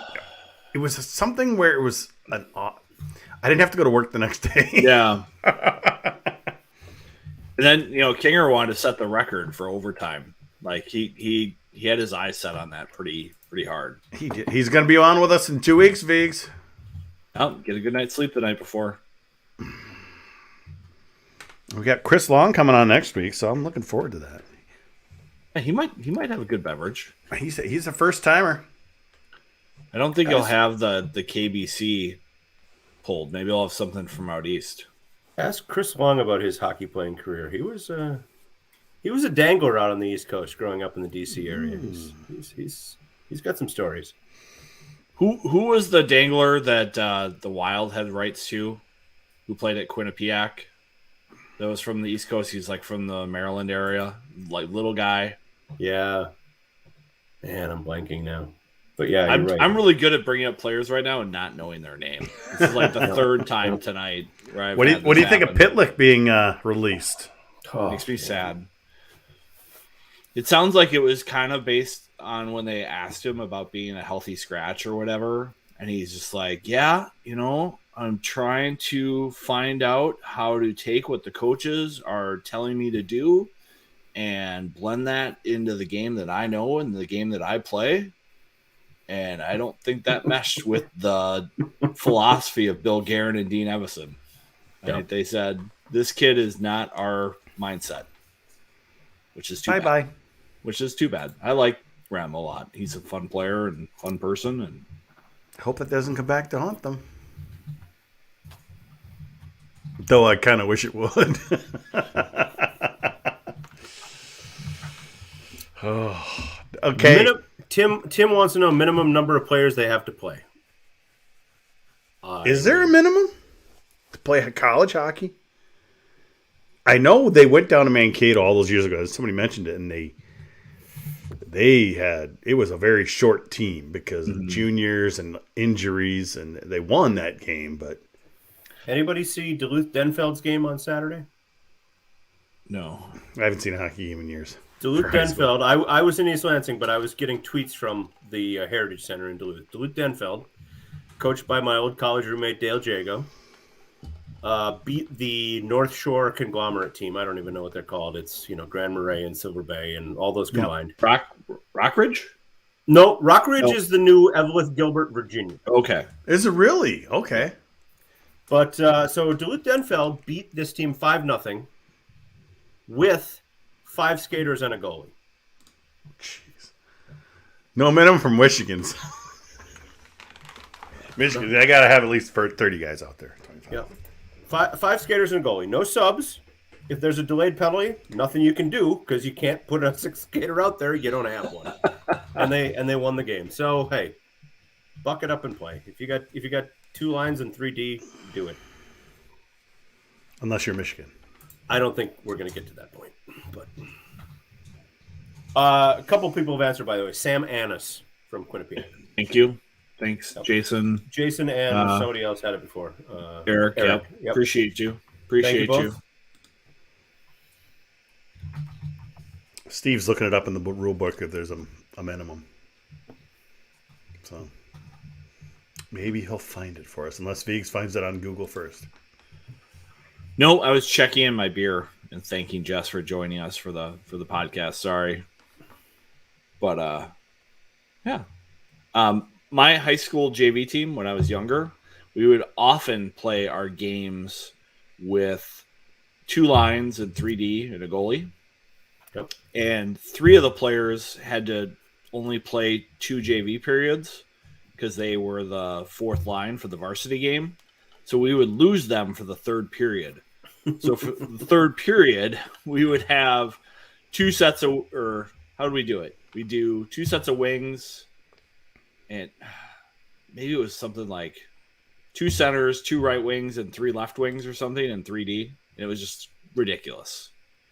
And those 3rd periods would be tough. We tell our goalie, hey, tie your skate again, or your pad came loose, or a strap on your helmet won't buckle. We're exhausted. So the only minimums are 2 goalies. You got to have 2 goalies. Which is where we were kind of talking about earlier there, Viggs, A goalie gets COVID, that's where somebody like Bartoskevich could come in. Bartoskevich. Oh, here we go. I like that. That's good. Bartoskevich. I think that'll trend if he gets the closer. The closer and Bartoskevich. Makes it easier to remember his name once you think of it that way, though, right? Yeah, Bartoskevich, yeah. Yeah, works for me. Definitely. Oh, what we got here? Well, no releases from Deutsch yet tonight on any goalies. Jess is catching up on his text messages. I am. I'm just seeing what I missed. Any news? No. I have no text for me. A bit of a rant from Mike Brodzinski, by the way. Big Mike Brodzinski, the father of. Is he watching tonight or no? No. He just put a little kind of a vaccination rant on Twitter. So boy. I'll let people go. I mean, if you want to listen to the anti-vaccination and mandate stuff, he is a good Twitter follow. Yep, if he follows you back. He's a great guy. I mean, he knows a ton of hockey guy. About hockey. He's a great hockey dad. We disagree on some things, whatever. It's okay. It's okay to disagree. That's part of being in a republic. Yeah. As I say to my friends who are more conservative than me, disagreeing does not make us enemies. It makes us Americans. Did you guys read that when Ashan's dad went after Molesky? Sure, go after one of like the 7 people in college hockey that covers the sport on a daily basis. Yep. Smart. I did say to Todd Molesky, and this was a couple weeks ago, you get an email in your inbox and you don't get the whole subject line, you just get the teaser, and it says Big Ten suspends Wisconsin ... And it's like, you don't even need to open the rest. Seriously, what did Ashan do now? I've got a filter for messages like that. It goes to my Ashan folder.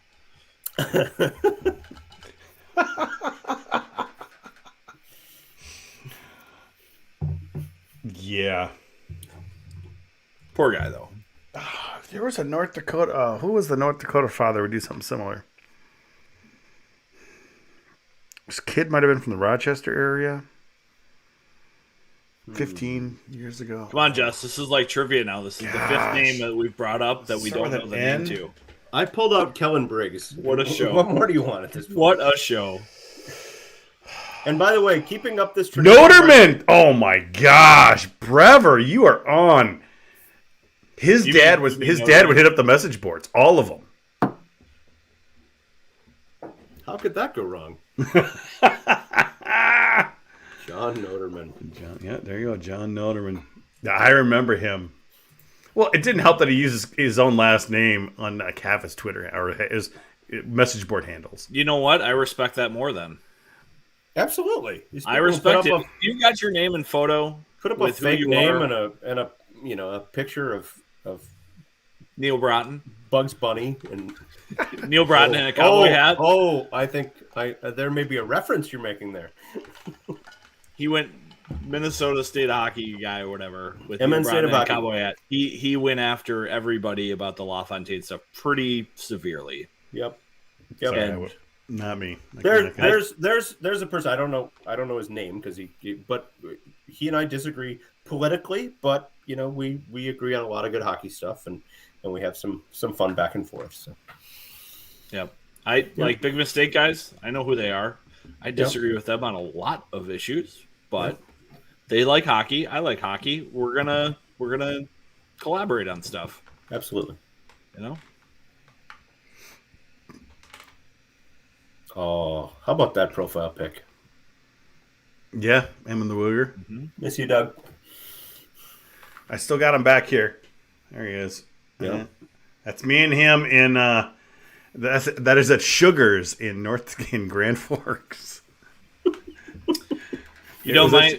My dad has a good memory of Wooger. I was in Michigan Tech with my beer league team, and we were having a great time. We won the 50-50 raffle as a group on Friday night, and we poured that money right back into the local economy. Absolutely. Had a great time. Reinvested. And I was having a tough Saturday morning, and the Wooger came up with a line that maybe your son has too many friends in terms of how he was feeling the next day.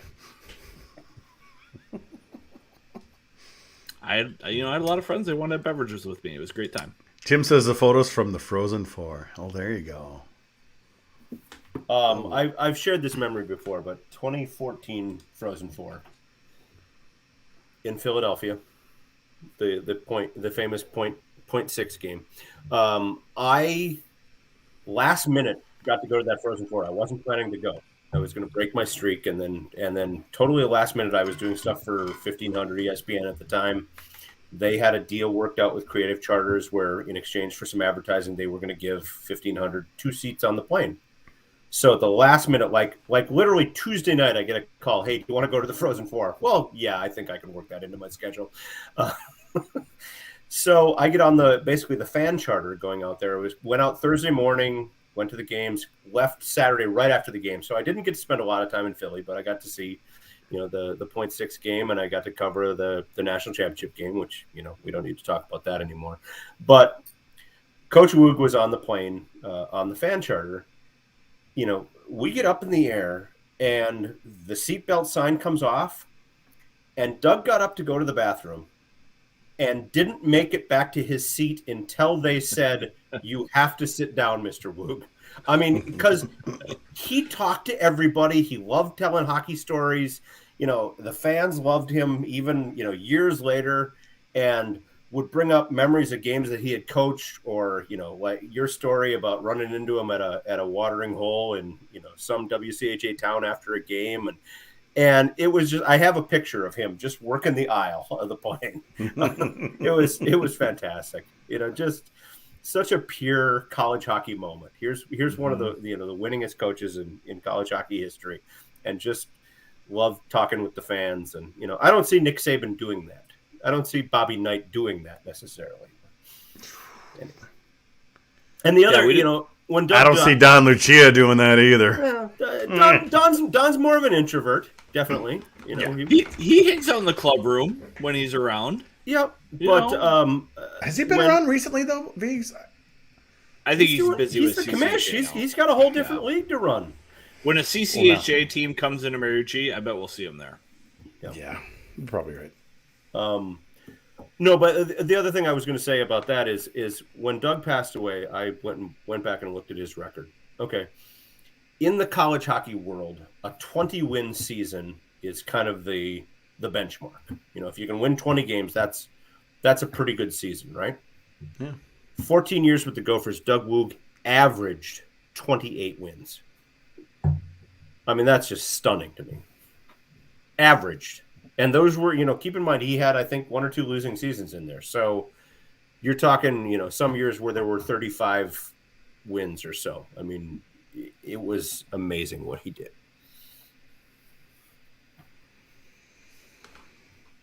He just couldn't win the big one, unfortunately. Teams were never old enough. That's true. Teams were never old enough.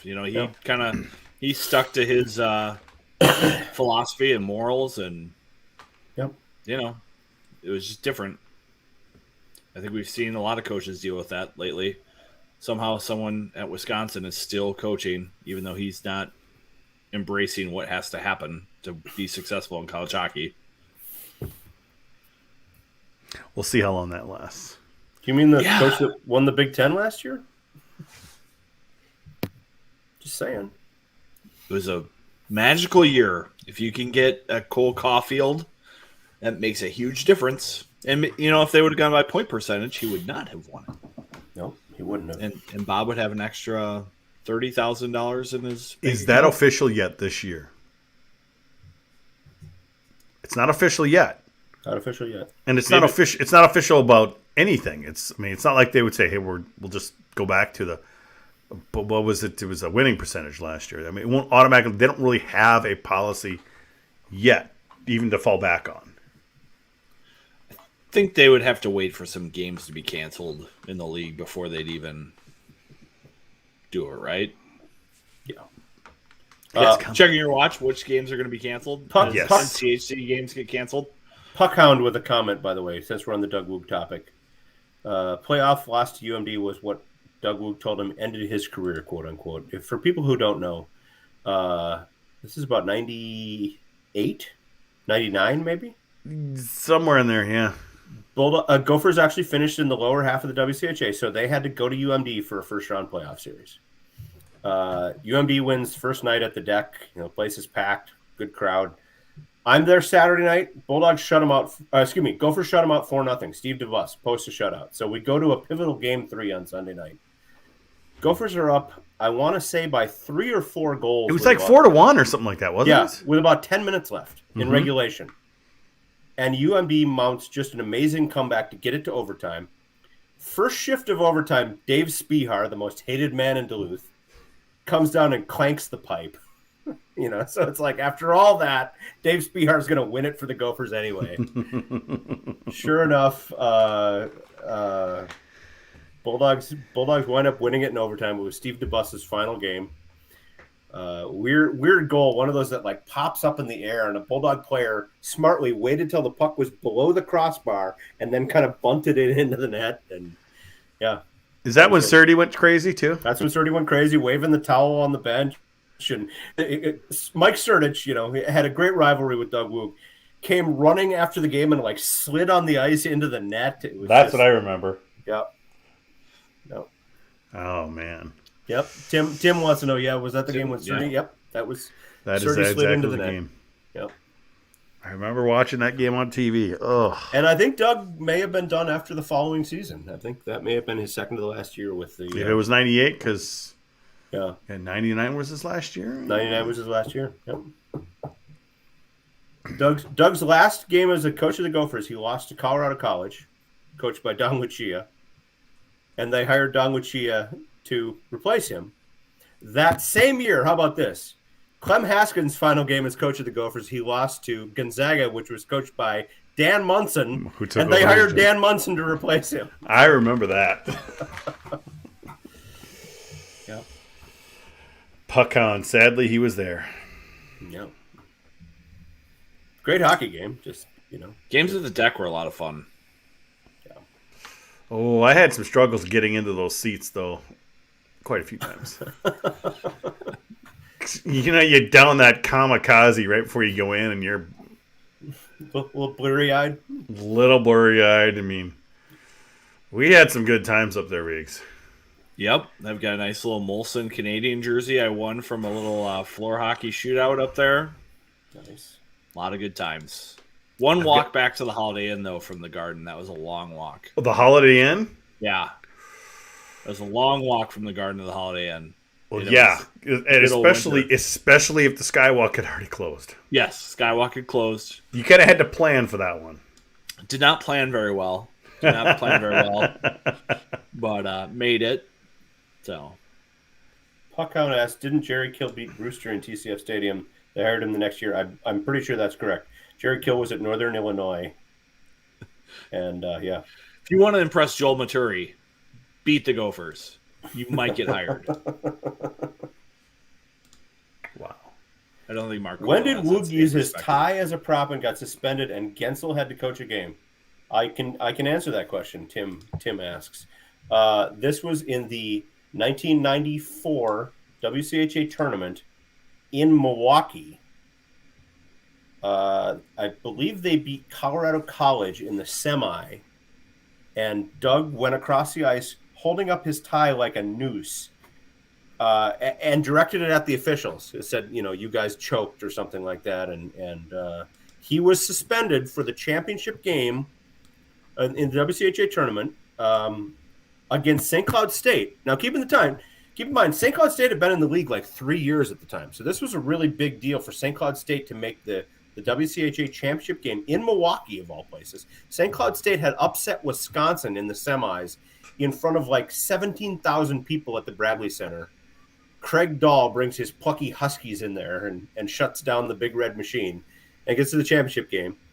I was there. They go to overtime in Milwaukee, and Nick Checo, of all people, gets the overtime win. Catches the puck with his hand. Yep. And Doug Woog was not on the bench for that one because he was serving a 1-game suspension.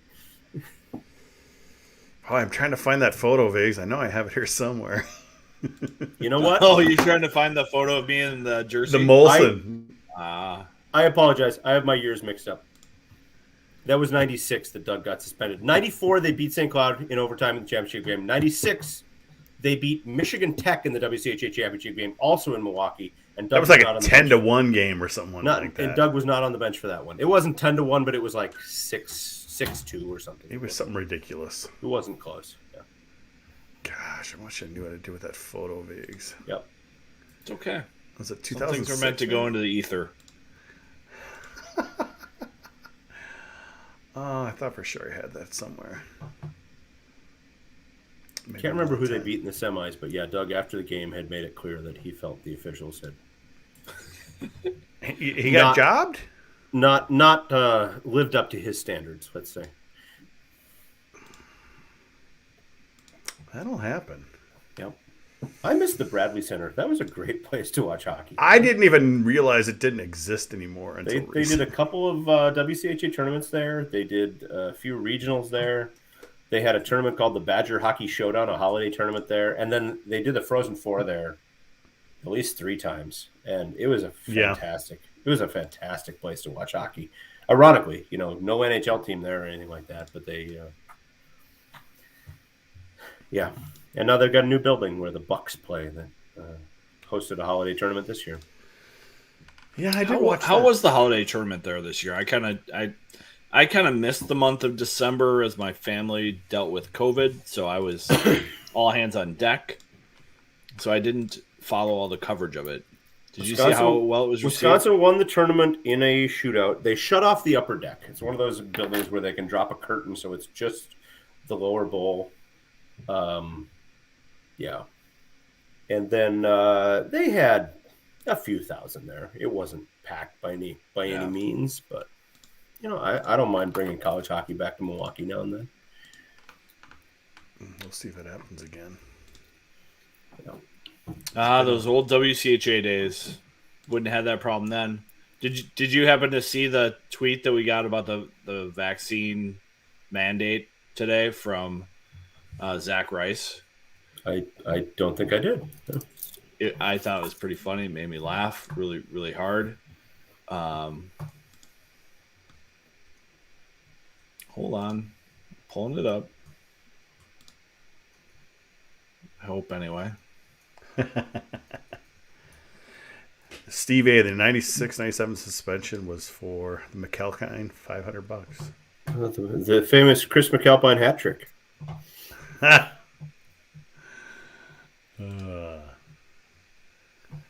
I wish I still had that photo. I know I've got it somewhere.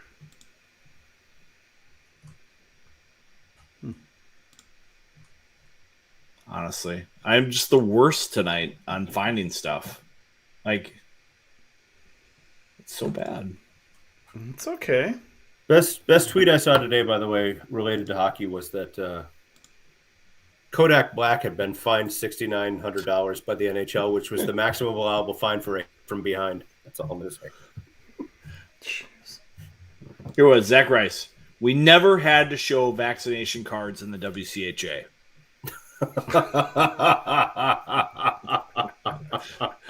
I coached Zach on a JV hockey team once, boy. And it was just it made my day. I bet it did. Let me see here. Let's see if I can find that. There it is. Vaccination or proof of negative test will be needed to get married soon. So Jupe thought. So I thought, hey, that makes sense. All caps. Never had to show vaccination cards. Thanks, Purple Liner. Oh, boy. Good stuff. Good stuff. Crazy times we're in. You think? I'm disappointed I never got to see a game at DU Arena. That was one of the rare rinks I never got to. The old barn at Denver. Magnus is pretty cool. Magnus is a cool place. I've been in there a few times. I haven't actually been to a game, but I've been in the rink a few times. I once was in the rink, and I was visiting a friend who was living in Colorado Springs, and we decided to go to the game, and we didn't have tickets. And I had been in contact with the Alumni Association. They're like, yeah, we're doing a big fundraiser there. Come on to the pregame party. It's in the rink. So we go out and do our pregame stuff, and we get to this alumni party, and they're kind of asking around there we go.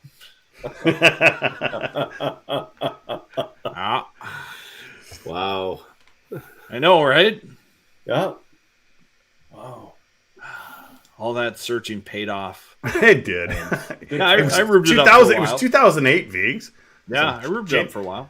I thought it was a little further back, but it wasn't. It was 2008.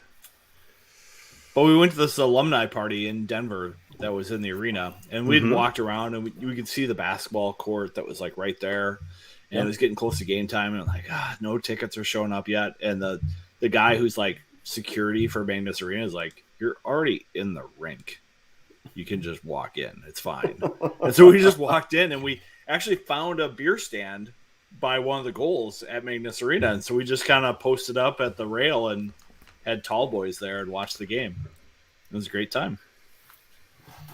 Speaking of Denver, our friend Jay Stickney, who's the radio voice of the Denver Pioneers for the last 20 years or so, one of the just the fun guys in college hockey. Good sense of humor and calls a nice game. He texted me this week. He's gotten called in emergency duty to do University of Denver basketball. He said he's done 2 games now, and he's only slipped up and said icing 3 times.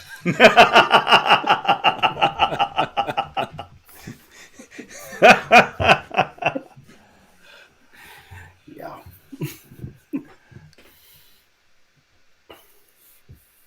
We got input. I can't remember. Did we? Input. Yes, I think we did get that on you, didn't we? It was like, it wasn't a mask. It was one of those like neck gaiters. Yeah, it was. It was. Who brought him over? Media, marketing guy. Yeah, Devin. Yes, I got a name. Yes, Devin brought him over. He had a bunch of extras. He knew we were over at Campus Pizza, so he came over and brought a bunch over. That was 2014. I remember this. Let's get weird. Because it was the night of the opening ceremonies of the Winter Olympics. And then the Gophers were playing, I think, Wisconsin that night. And I came over to campus and watched some of that game with you guys, and then I wound up getting together with Chris Long that night. So hey, it's coming full circle now. That's almost like a teaser, yeah. Yep, but I got to ride. Longer's all like, he's all worried. He's like, I got to catch up on Gopher hockey. I'm like, dude, just come on. Just got to chat, talk stories. That's what we like. Tell Jess Myers stories, Yep. Talking long into the night at Maxwell's. Corey has the best idea. Let's call somebody who can get us a spicy special right now. Can we do that? I've tried to give Jim such a hard time about his pizza sauce recipe. He is really just like lock and key with that. Picture a grain belt and a spicy special right now. Who says no? Man, I almost weekly I see Campus Pizza memories showing up on Facebook. Just me checking in. Spicy special. Whatever. Can't we just do like Saturday night, like pop-up ghost kitchen campus pizza? Jim needs a food truck. There we go. Yes. Yes. A pizza food truck on Saturday nights for home games. Oh, man. yeah. Can we rent it? Park it over by the stadium. Oh, the Paulson. Yeah, just park it in the bay right there. You know where the what's the TV trucks? Park it in the loading dock. Yeah. Again, who says no? Craig Floyd would be all over that. Yeah. Oh, he'd make space. Absolutely. There's room. Brever's more of a Paulson guy. Oh, you can't go wrong with a lot of those. Paging Roosevelt. Yep. Put in a call to your homeowners association. Maybe he'll answer. My heat's out. Please get me a spicy special. Yeah, that was too bad. Yes, Steve. I would totally let Campus Pizza take over the Domino's thing. Although Domino's, I think, must sponsor U of M athletics because as part of your season ticket holder benefit, you can get $5 Domino's pizzas. So huge benefit. What a benefit. Are you a season ticket holder, Eric? For football, I am. Oh, for football. I am quite the football fan. And is your dad still for hockey though? My dad still has hockey tickets, so he actually skipped for a while, and then he got back in. He's like, I'm a believer in Bob and those cheap seats, like the $500 season ticket. He likes that idea, so he goes for that. And once pandemic gets over, like maybe I'll be bringing my son and my daughter to some games here and there. But I like the Big Ten football, so I was a college football player, so I like that game. I coached high school football for a long time. How empty will Mariucci be this weekend?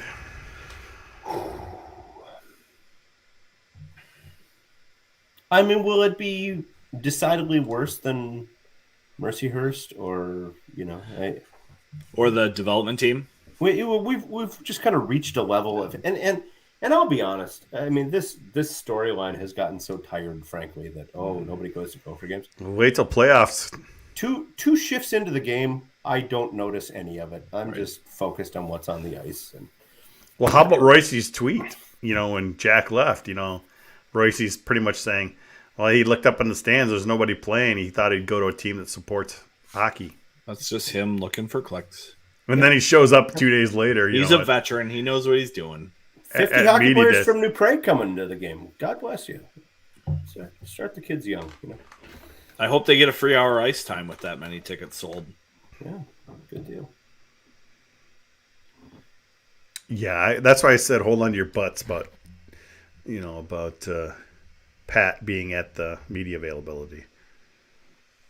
He's writing something. He's I'll give you a little teaser because he kind of told me what he was going to writing. He was going to write. He's writing on the premise that the number one team in the country, their coach is just going to leave for 3 weeks to go be an assistant on the Olympic team. Yep. And the number 3 team or whatever St. Cloud is, their coach is just going to leave, and 3 of the best Gopher players are just going to leave.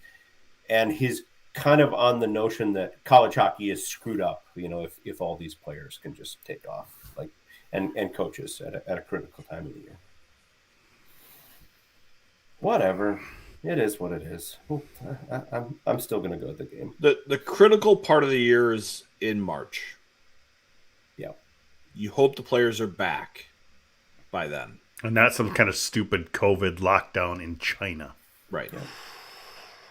Boy. I mentioned this too on our we do a question of the week on the Rink Live. Yeah. And this week's question was, do you see any more players bolting early following the Jack LaFontaine example? I posed this idea. If Sanderson goes over to China and lights it up and becomes a TJ Oshie type Olympic hero, you telling me Ottawa's not going to want to get him in uniform as soon as he gets back from Beijing? What if he beats Canada, though? Matthew Nyes, same question. He goes over there and lights it up and is a star on TV. Yeah.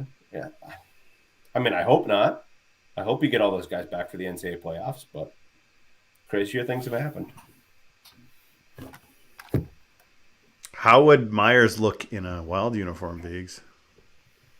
I don't know. Is he going to second guess the GM about what role he's going to play? No, I mean, Bill Guerin's been to Mariucci to watch him practice. Like they would very much like him to be a Wild player. So it's going to be, he'll have a lot of options. The Sabres brain trust was at Mon Ice Arena for both games last weekend, and I saw him having conversations with Ryan Johnson and with Aaron Hughlin. So Johnson said that was the first time he'd ever met any of those guys, because apparently that draft was one of those remote drafts where you're not allowed to talk to anybody in person. So for him to get to meet the GM and all those folks is pretty cool. Wow. Talk about a bad twist of fate, by the way. Ryan Johnson, defenseman for the Gophers, plays with Brock Faber and Jackson Lacombe. Ryan Johnson's a Southern California kid. He loves the beach. He loves the sunshine, all that.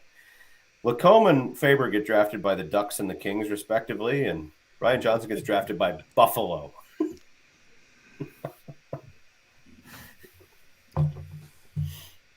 Didn't his dad play for the Kings towards the end of his career? That's why he's out there. And married a Southern California girl. And okay. That makes sense. Yeah. She made it clear that she didn't want to own snow tires, so they stayed in Southern California. I have a Honda Pilot, but I don't own snow tires. Yeah. My wife drives a Pilot. It's a good car. I love it. Love it. Yep. Great car. I've never had snow tires. I just have tires. I have a friend who owns a nice little Audi vehicle. Yeah, I do know. Yeah, I do. I have heard that. Is nice gone after this year? Nah, he'll stay another year.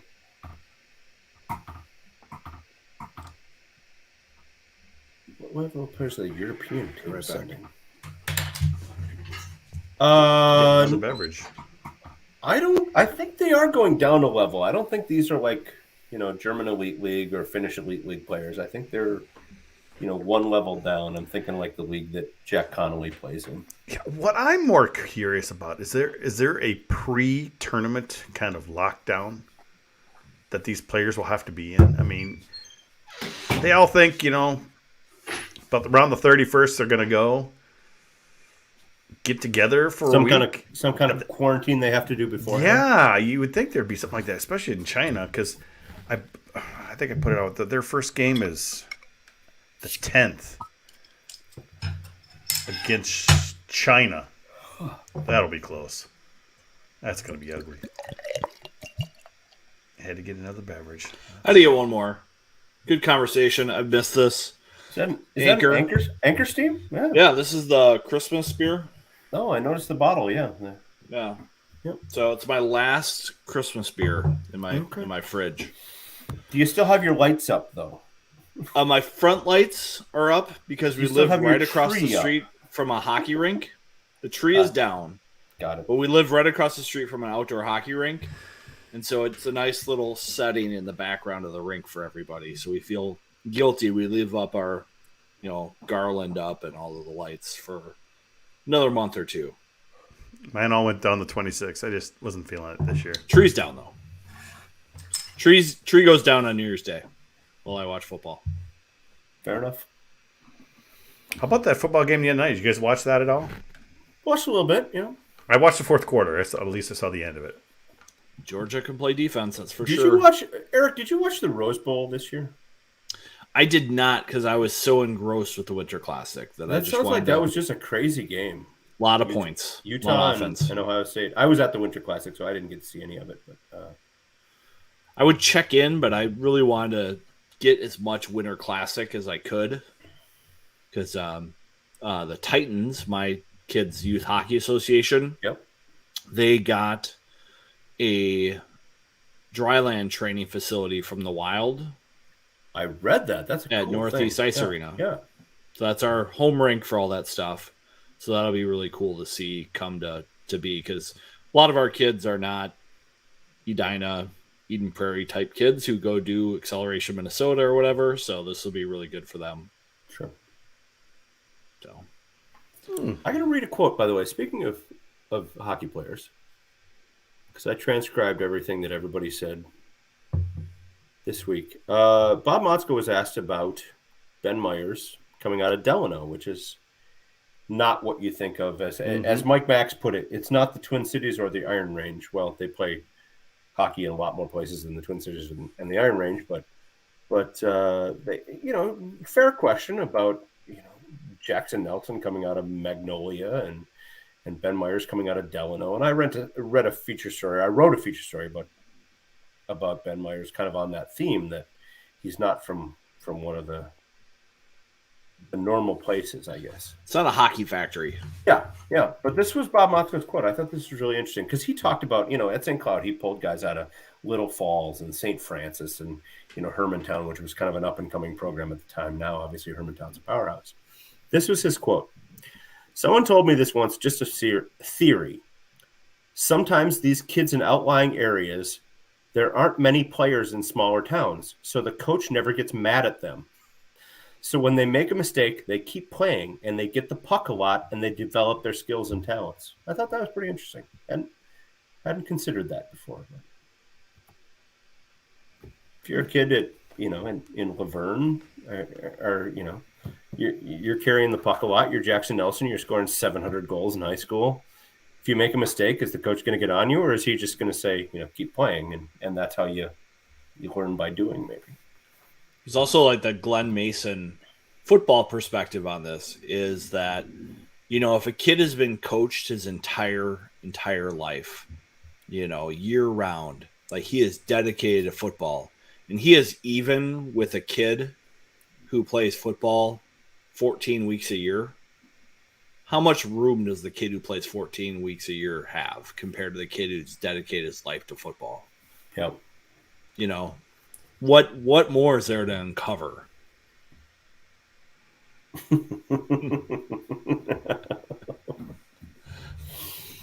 Okay.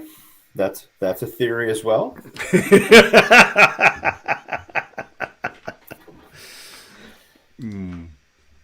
But I mean, how many stories have we heard? Eric's a longtime listener on this podcast.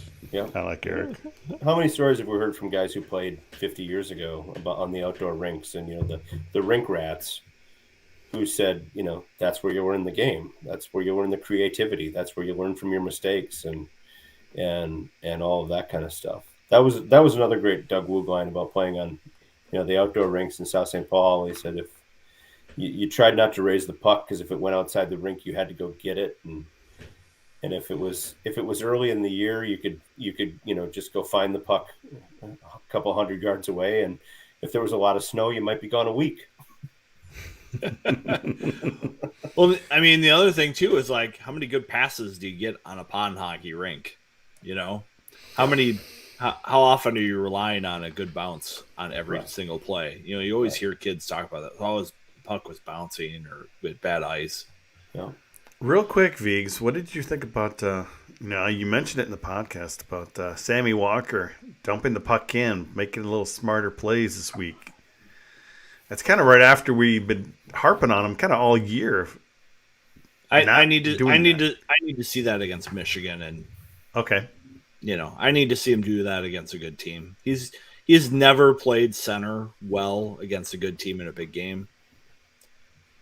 He's got to change my mind. Like Scott Wheeler did his prospect rankings for Tampa Bay this week, and I think he had him as the 7th best Tampa Bay prospect. I was like, yes, the skill set is there. Is the hockey brain there? I just don't know yet.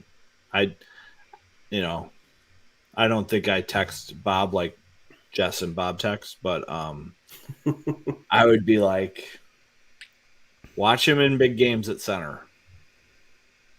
Is that where you want to put him in this important stretch where you're going to need him when you lose your players to the Olympics and you lose players to COVID?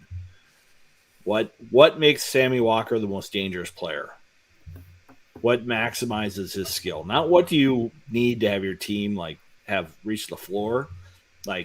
You're going to have to change your team because you lost LaFontaine. How do you make that happen? Are you misallocating his skill, putting it at center where he's in a head funk game about how low to be in the zone to start the breakout? Because he already misses that spot all the time. So we'll see. You loved him those couple games they played at left wing. Yes. Yeah, you really like that. And that's fine. He's so dangerous there. Like, you can tell the other defenseman is like, holy crap, I got to cover Walker if he flies the zone. So he leaves. Yeah. He does not defend the blue line because he knows if he defends the blue line and there's a 60-40 puck, he has to bail, and he's not going to be able to keep up with them. So he's got to learn to bail earlier, and that relieves all the pressure in your defensive zone. So that's just my perspective there. Is Walker doesn't play center hard defensively anyway, so why would you put him in that hole? He's a square peg round hole for that. Yes, he looks really good in transition if there's a team that's going to let you do that. But that Saturday against Michigan, they did not let Minnesota get in transition. There was a player above the puck in 2 layers the entire game. So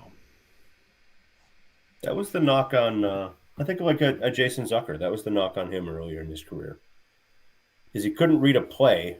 And I'm not saying this about Sammy Walker. I'm saying this was the knock on Jason Zucker. Is he couldn't read a play. He could fly up and down the wing.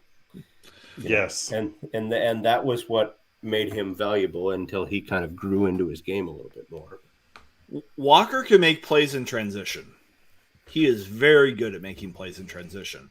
It's just if the other team puts 2 players between him and the red line, there's going to be problems. And yes, he only took 2 face-offs the other day because they know he's not a great draw guy. So I just don't like he doesn't protect the puck very well either. And he goes right.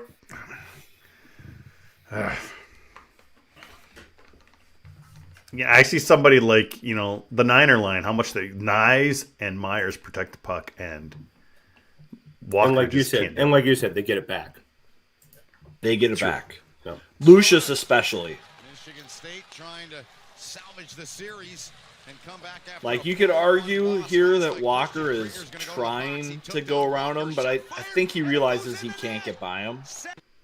And so he puts it back. So here's Walker coming through. Like, he's right here, and there's 3 players here that are taking away the center of the ice. Yep. So what I would want Walker to do is take it wide at the official and do a Gretzky escape move, because if there's 3 players here, they're going to follow him all the way to the dots. So there's only 2 players behind him on the other team and 4 from his team. But he kind of takes it at him. So he's kind of taking it in trouble, but I think he realized it and put it in the corner, and now he's going to go the long way around. And he draws a penalty because he beats him. I mean, that's the kind of play he needs to make on the rush when he's all by himself.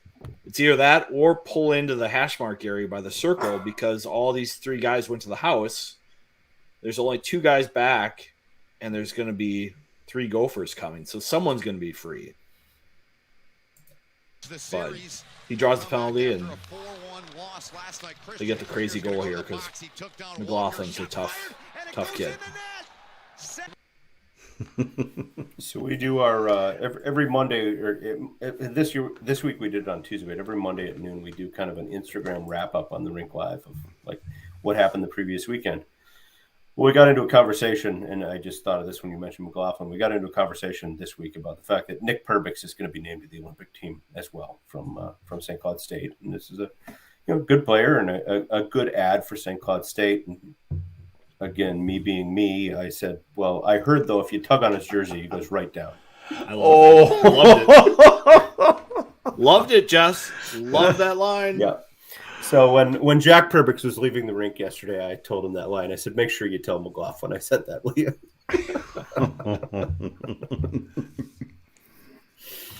Yeah, Husky fans, send your nasty tweets to me. They don't watch this. They don't care. It was too much technology. I'll admit it. Yeah. I think they're not going to change anything. It'll be Walker for the year when they're out. They have assistant captains. I mean, I don't think the C makes a big difference. I mean, having a C on LaFontaine meant nothing really. Did it, Viggs? Obviously not. I mean, the only reason you put a C on a goalie is to make him feel more empowered in the locker room to be vocal. That's the only reason you do it. But I don't know. I do kind of try to bring it up with a lot of our former player guests and certain coaches. I'm like, how do you develop leaders? How do you develop a team? And I do think Minnesota has an issue developing leaders and teams. For whatever reason, there's a reason why Duluth is such a good playoff team and why Minnesota's been so poor. And something that Sandlin does and something that Minnesota hasn't done. Heck, even Jim Montgomery, I think, really focused on it. You know, Jim Montgomery had his own issues at Denver, but he did a pretty good job of developing leaders there, and he was intentional with it. But, I mean, when Ramsey was talking about it, when we had him on OT the other night, something's missing there a little bit. Since we lamented the death of Campus Pizza, I need to just bring up another topic on this theme. When it closed, and I went and had my last plate of chicken with hot garlic sauce, Village Walk had a sign on the door saying that they would return in 2018. That was 3 years ago. They did not. They have not. Okay? Village Walk, what the heck is going on? Bitter, party of one, your table is yes. ready. Your table at Village Walk is ready. Your Bitter, table at angry. Roti. Did Roti make it in that spot? Roti's there. Roti's fine. Still there. Okay. And, you know, if you want to go over to Dinkytown, Shuangcheng is a outstanding Asian restaurant. If you want to go to Bona and have the best pho on campus. Yeah. Watch your language. Yep. No, there's still some great Asian restaurants, but Village Walk was such an institution, and they promised me they'd return, and they didn't. It was the best $6.50 you could spend on campus. Absolutely. Oh, I mean, chicken hot pepper. Oh, chicken hot garlic sauce with the egg roll, a little tea on the side on a cold day. You know, the hot tea. Oh. Yeah. What went into Campus's place? Was that what you're? Well, there was a Mexican place there for a while, but I think that has now Bar Luchador. Bar Luchador. Yep. Yeah, I have not been down Bar there. Luchador is no longer there. Yep. And then of course Cane's is right next to that. We all hate Cane's here now after LaFontaine left. Wow. I don't. Went there. I remember when we used to have Cane's, you know, catered at Mariucci. Just chicken strips. Yeah, it's not that I love chicken strips. It's still good. Chicken. Yep. It's Remember fine. we used to get Cane's, we used to get Campus Pizza. We used to get a lot of things catered there. Now we can barely get any water. What's the Asian place we went to, Eric, not too long ago over by the Days Inn? The tea house. Tea house. Which is nice. Tea house is nice. Good place too. Yeah, tea house is nice. So they're not lacking good Asian restaurants on campus. I just miss Village Walk. It was Hong Kong Noodle, also good. Very good. It's a little Spartan in their dining room, but good food. They do. I see the Applebee's closed now too. The Applebee's that was in the Graduate, that's gone too. Really? Tough times for restaurants, man. Well, that's a whole separate issue. Yeah. It's a little pandemic. Yeah. And now restaurants, they all have their vaccination cards and whatever. Yeah. That's going to go. Well, like just said, you can require them. You don't have to ask for them. Right. Which is probably what's going to happen. We've seen how many problems there have been with scanning your actual barcode on your phone, trying to get you to go into your photos and get your vaccination card and zoom in or produce it, or go to your, what's the app you can store your vaccination records in? Oh, yeah. Another time on this podcast, I'm just going for people to help me, but I can't do it. Docket. Go to your docket. Docket. Good to know. Does that really work? I think I have that. Docket totally works. It was pulling back my vaccination records from when I was little, back in the 1980s. Did I log in with Apple before? I can't remember how I logged into this. It's probably gonna like ring your child home phone for dual authentication. So it's a joke. It only has my 2 shots though. It doesn't have my booster. Maybe I should add that. Or you something. did something wrong, maybe. No, I had the booster in November. I mean, I've got the photo, but don't know I create a folder in my phone for docs. I just had to get my real ID the other day. How long did you have to wait? I got it in a week.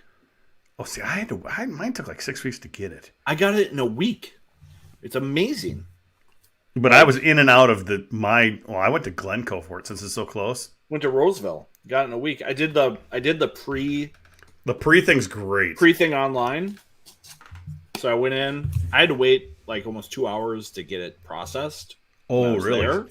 I was there less than 10 minutes. I was there for like 2 hours waiting my turn. But when I got there, she's like, "Oh, you scanned everything in. Everything's verified. No problem. You'll get it in 2 months." And I got it a week later. Again, that's what they said to me. It almost took 6 to 8 weeks, something like that. But I went to Glencoe because it was close, and it's only a 15-minute drive for me out here in the middle of nowhere. Yep. And I had an appointment time. There was nobody in the building. It took me early. I was out of there before my actual appointment time was supposed to start. Almost 8 minutes tops. I guess I know I'm always going to Glencoe for anything like that anymore because there's nobody there. Yes, that's a long ways away for someone who lives in Northeast Minneapolis by Northeast Ice Arena. So my daughter took her driver's test in Duluth, actually. So sometimes you just got to travel to. I've heard the driver's test recently has just been just like you said, just a bitch. Yeah, crazy. All right, guys, it's almost midnight. I know. I got to put this podcast together and post it. Thanks for entertaining me. I enjoyed our. I thought this was just rehearsal. What time do we do the show? We still have 26. Oh, one just dropped out. We have 26 people still watching live. Wow. Well, hi everybody. Thanks for joining in. We were in like the 500s on Twitter earlier for a little bit. So people. Eric wants to know details about the driver's test. No, it was not on the hills. It was just in West Duluth. They just went around the. Gosh, I swear I did mine in Apple Valley all those years ago on the test track or whatever they got out there. You want to hear what small town life was like, city boys? Oh boy, here we go. In Warroad, you couldn't take your driver's test. You had to go to either Roseau or to Baudette. Those are the 2 county seats near us. Well, you wanted to go to Baudette, and here's why in 1986. Baudette didn't have a stoplight. Roseau did. So Roseau's test was harder. Oh, look at those stoplights. One stoplight. Baudette didn't have one. So passed it on the first try. Yeah, and they don't give you scores or stuff anymore. It's just pass or fail, isn't it? Well, I don't know. I got a number. We did. We got numbers, but these days it's literally pass fail. They don't tell you what your score is. Yeah. Jess, will Warroad ever go AA? I hope not. You hope not? Ooh. Oh boy, do you want to get me off on a rant? Yes. Jupiter's trying to wrap. Jupiter's trying to bed. I know, but I just want to know because I had a friend from Duluth who was in Hermantown, and he sent me a picture of all the banners, and they're all Class A, and I said, "Where do they keep the AA banners?" Yeah. Wow. I've heard that Warroad's first line is probably the best line in the state. They're very good. Yeah. I guess I don't fault them for playing where they should play, based on enrollment. And hey, you know what? The thing is, it's not like they're just winning it every year either. I mean, when's the last time they won it? They've been to the state tournament once in the last 11 years. So it's not like, St. Thomas Academy back in that era. Yeah, or Hermantown. Yeah. So, I just think they're playing where they're supposed to play. And let's face it, if Roseau hadn't made the move to AA, we wouldn't have this conversation. It's just because their neighbor and their arch rival has chosen to move up that people ask that question. If a lot of people don't fathom how small a town Warroad is. It's got 1,500 people. I pointed out the first time I went to a Vikings game with my dad, our town could fit in Section 103. Every man, woman, and child. So, this and yet, idea. All these gold medalists somehow come from there. It's amazing. Yeah, absolutely. Yeah. No, I don't think they'll move up. I just, it would increase the travel. You look at Roseau in the playoffs having to go to play the St. Cloud schools and St. Michael Albertville and all those places. So that is the best argument. Yep. Right there for me. Yep. And the Hermantown argument does not hold any water with me because I see their Bantam AA and Pee Wee AA team travel everywhere. I see their high school team travel everywhere. The War Road one, I buy that one. Yeah, that's another thing people don't fathom. It's a long way to War Road. Yes, it is. It's a good 6.5 hour drive if you leave from the Twin And it's Cities. a long way from War Road to anywhere else except for Roseau. I mean, Yep. And let's face it, Section 8A is great hockey. Thief River Falls, East Grand Forks. There's some great competition in that section. So it's not like you're playing nobody here.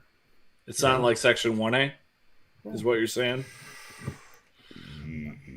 Hey, not trying to make enemies for you. They keep score. They call offside. It's still hockey.